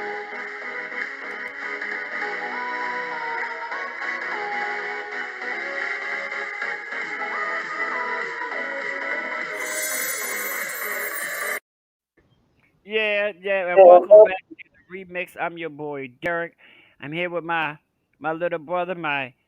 So many things I could say about him, but he's most definitely the backbone to the Nighthawk Network. He's the COO. I'm not gonna tell you what that stands for if you're not intelligent enough to know, because I always be putting shit in the wrong places. So I be coming up with my own motherfucking acronyms for shit, because I be just trying to make shit just a little bit. But yeah, for those of you ignorant, we'll just say I be running the thing, okay? He be running shit, okay? And you mother sucker. No, when Eric, what do you have? Let everybody know that you're on hiatus this week, and I know you got some hot things coming up here. Okay, well, thank you, brother, always for letting me join the show and the discussion. Always appreciate it and never take it for granted. But yes, here at the Nighthawk Network, we are basically taking a little time to step out behind the scenes and take care of some of my personal business. Because keep in mind, we are in the middle of a pandemic, but it's on its way to being over. So I need some time to process and get things ready for when I get back out here in these streets. You know what I'm saying?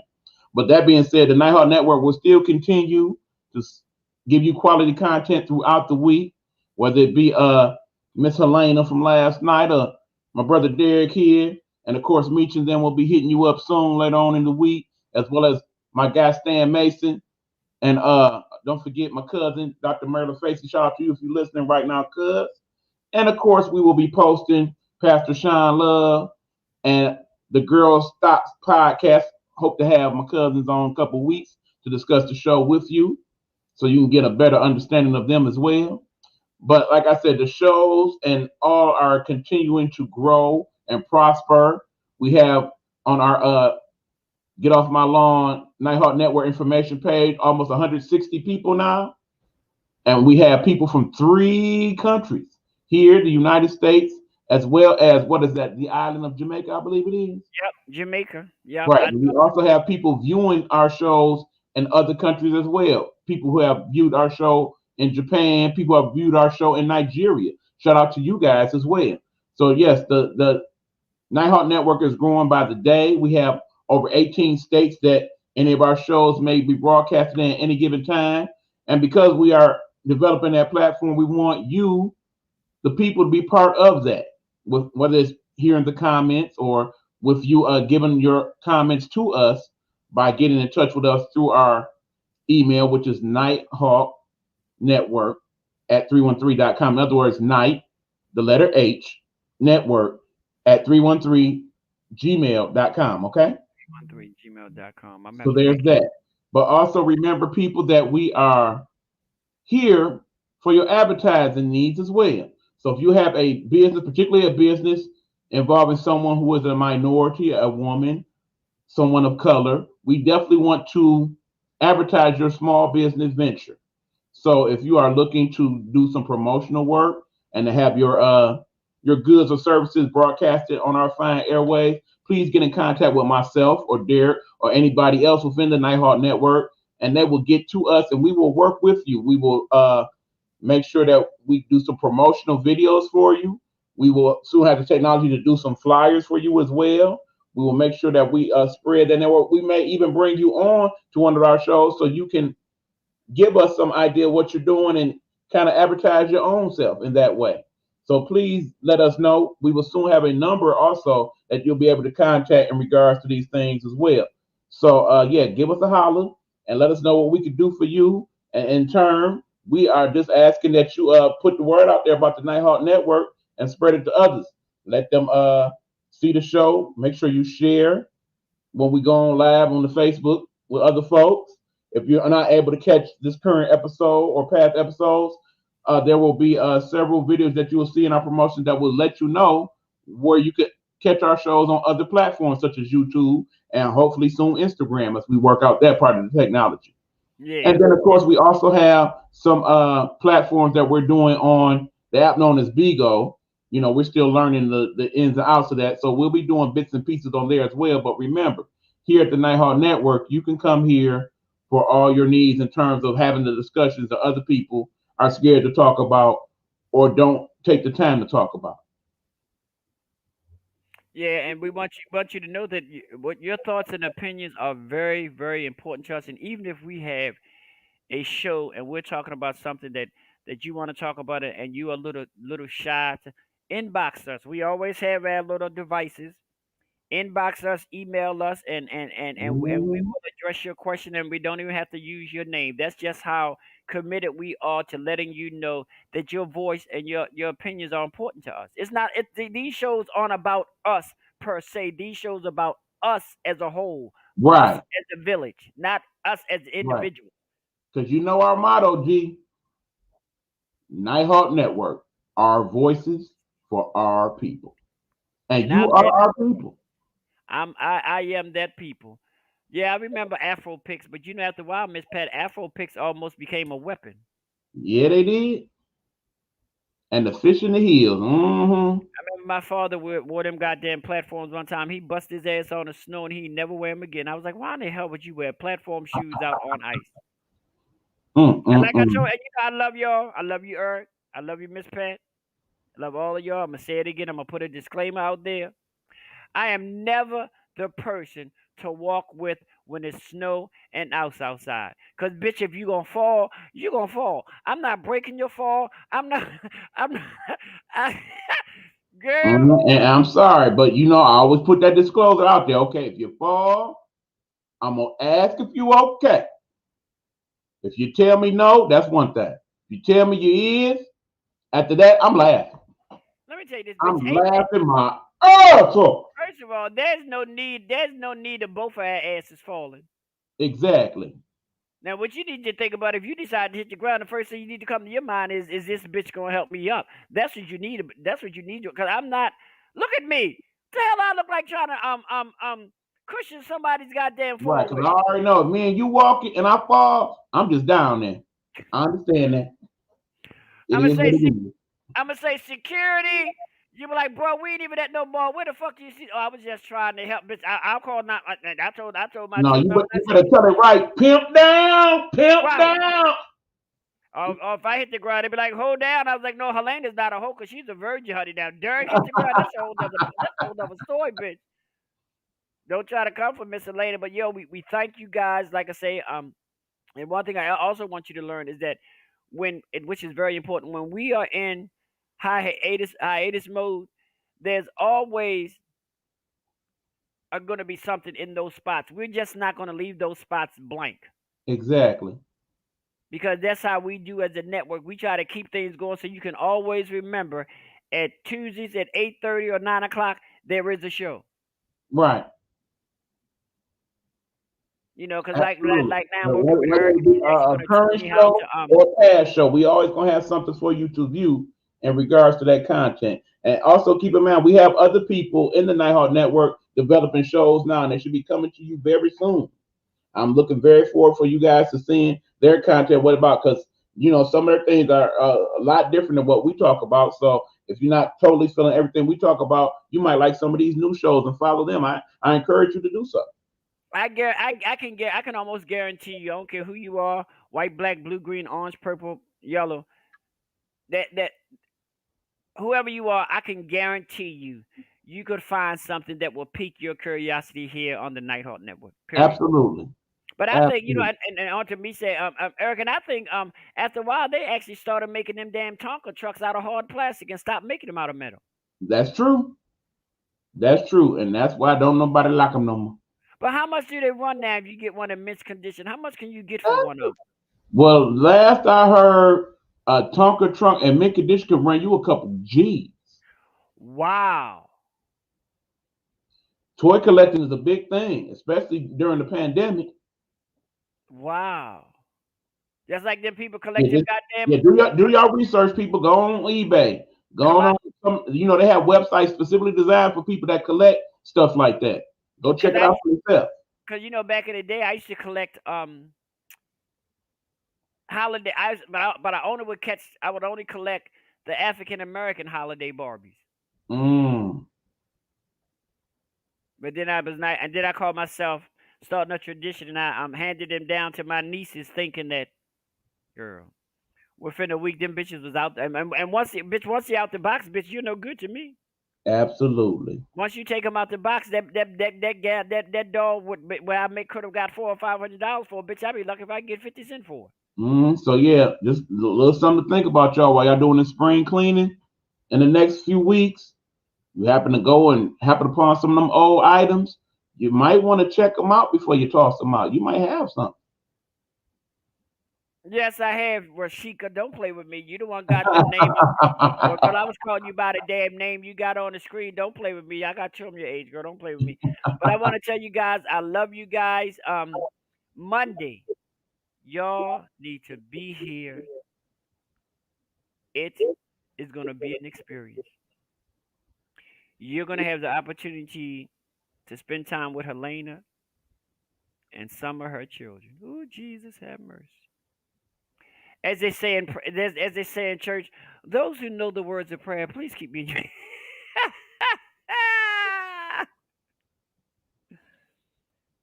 And I'm gonna tell you, Monday the show is subject to change according to how Miss Motherfucking Helena feel with her children. So they can try if they want to on it.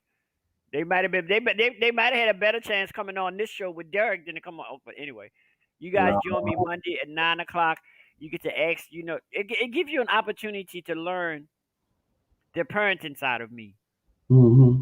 and they give you an opportunity to learn that why do some of my children call me daddy and some of my children call me mommy. So it's Okay. gonna be good. That's gonna be Right. 9 o'clock. We gonna be here for it. Um, and then after that, that Tuesday we're gonna go back to E-Buck and he gonna be on. Get off my Right. lawn. And I will tell you, I'm not sure what some of the other topics may be, but we are going to spend half the time digging into the grab bag. What's the grab bag? E? That's when I take a whole bunch of topics, particularly some of them that y'all been wanting us to address, throw them in a little bag, mix it on up, pull it out, and we're going to have a little discussion. And But you perhaps haven't we had one have of them some in a other minute. people in the Nighthawk Network family to come on and have that discussion with us. So You that's haven't what I'm had doing that. next week. You haven't had the grab bag in a minute. Exactly. Because I think when I first started on the Nighthawk Network, that was one of your regular things, the grab bag. Exactly. And that's what made me think it's been a minute since I did grab bag. Because there's It so many has other things we been. done had to talk about. But now that life is starting to thin out a little bit, I think it's time to go and get into the grab bag and have some discussion. Yeah, and that grab bag is an opportunity for you, like to use that email address, use our inboxes, and put things in there. But then you also got to keep in mind, and just like I tell people when y'all send in topics and things, y'all have to realize that we have to dissect these topics first. We just can't put them up there because we might have to change a word here or change a word there, but we'll send it back to you. The gist of your comment will be the same. Right. And then also realize that we like to do our research in regard to some of the things you ask. We don't want to just come on here and just tell you any old damn thing and call it tea, okay? We like to give you as much of the factual information as we can find. So oftentimes when you give us these topics, it takes some time for us to really look into them and deep dive so that we can give you a qualified answer to the discussion. And before we go, I want to give big ups to the couple here in this area. The guy is a retired UPS driver. They just alumni from Morgan. They just don't give props to the couple who the guy's a retired UPS driver. He's also an alumni of Morgan State. He actually him and his wife actually donated $20 million to Morgan State. So we give That them is a major blessing. we give And them again, major props. I also want to send out prayers to Eldrick Tiger Woods. For those of you who know, he had a very bad accident, and they are having surgeries in regards to some of his injuries. Lord knows if he will ever be whole or the same again. Remember, he's been going through so much in terms of the back injuries that he's been having over the years, and now this has happened. Uh, who knows if he'll ever be able to play golf again after today? But hopefully, he'll just be alive and well enough to still be a father to his children. And on that one, Eric, I'm gonna piggyback off of that. Let's just hope and pray that he was one of my brothers who did his thing and had enough sense to invest some of his money. Exactly.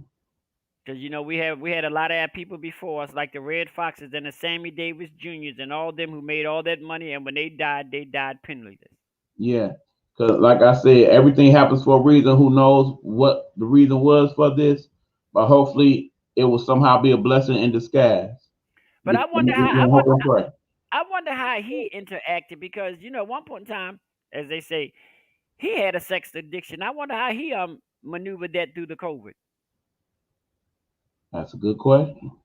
Hey Tiger, when you get out the hospital, can I have an interview? Can Helena interview you?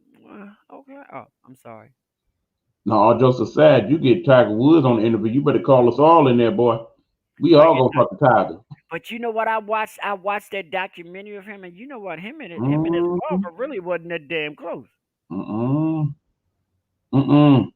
But I'll leave that to Eric, and Hugh. They the sports gurus, but I just like to go on their shows and just throw a little wrench up in the thing, just Yeah, to well, shout out to you, Hugh, if you're checking us out. We might need to get into that next week. Just a thought. yeah. That's that's some Yeah, shit, and I guess we've yeah. come to the conclusion that it ain't gonna be no Olympics in 2020. Or not, probably not even 2021, but that's your thing. But guys, we love you. We appreciate you. We thank you for being here. You know, this is the remix. You guys know I changed the name of the show to just the remix. I mean, it used to be Hey Bitches, but that's Helena's thing. So we separate. We're together, but we're yet separate, honey. And I did a good thing yesterday because Elena had a whole 45 minutes before the show even started because I thought she was going to get my ass, honey. But I got this stuff together, honey. Okay, Eric, so go and tell her that. Hey, No, Stan. no. I told her, that ain't had nothing to do with me, Helene. No, I told you, H2 wasn't about to get me in trouble. How are you, Stan? Happy belated birthday. I hope you had a good one. Actually, let me see. When was Stan's birthday? Yesterday? No, I think it was what, Friday, was it? I got so many birthdays. His birthday, and then my daughter Tony's birthday is today. So y'all February babies. And Big Meat's birthday coming up soon. Yeah. Y'all February babies. But Big Meech has already started, but he get ready to start his on what, the 28th of this month? On Friday. On Saturday, one of them. Yeah. Well, I The think birthday since I'm seasoned, I think I want to have a goddamn no. I don't want no month-long celebration, bitch. I barely want to celebrate the one day. So, and I guess it's different now that I don't. I'll tell your mother we said happy birthday from the Nighthawk Network. Go ahead, girl. Absolutely. And yeah, big brother Stan, hit me up, bro. Holla at your boy. We thank you guys for being here. We're gonna bid you a good night, and just remember, before you close your eyes and go to sleep, and you might think of something that may not be what you want, think about all those people who don't have what they need, such as food, shelter. Exactly. Good, clean, running water. It's Stan, been how many years in Flint, and they still ain't got running water in some of the places. Make no doggone sense. Stan, we not messing with you. And Stephanie Mills, Stan, I think you're a wonderful person. I think you're a phenomenal person. But you know what? I'm not even going to begin to entertain the possibilities of having any sort of conversation about Stephanie Mills at this particular point in time. And I'm kind of grateful because if you was on here, she'd be all in the back. We not. You already know. Right. Big background. Live and direct from the Mason compound. You already know it. Hello. We not. But we love you guys. We're gonna see you guys. If we don't see you guys anymore, we'll most definitely see you on Monday. We'll see you on Tuesday. We'll see you on Sunday for Big Meets. And remember, they usually hit theirs Thursday through Sunday. But if not, we here. And don't forget Stan's on every Saturday. Don't forget that now. Every Saturday at 11 o'clock behind that motherfucking curtain. Behind the blue curtain, absolutely. I've learned how, after all of my years of living, I've learned how not to hide behind shit, honey. I spend too much of my life in the goddamn closet, bitch. I'm not hiding behind no curtain. I'm not hiding behind no car. I'm not hiding behind no man. Well, I might hide behind a man, but anyway. But I'm 300 plus. I'm too big to be hiding. Shoot. Get out of my face. We love y'all. Sweet dreams, and be good to you. If you can't be good to nobody else, at least be good to yourself. Amen. I always get this mixed. No, that's not it. Okay, there we go.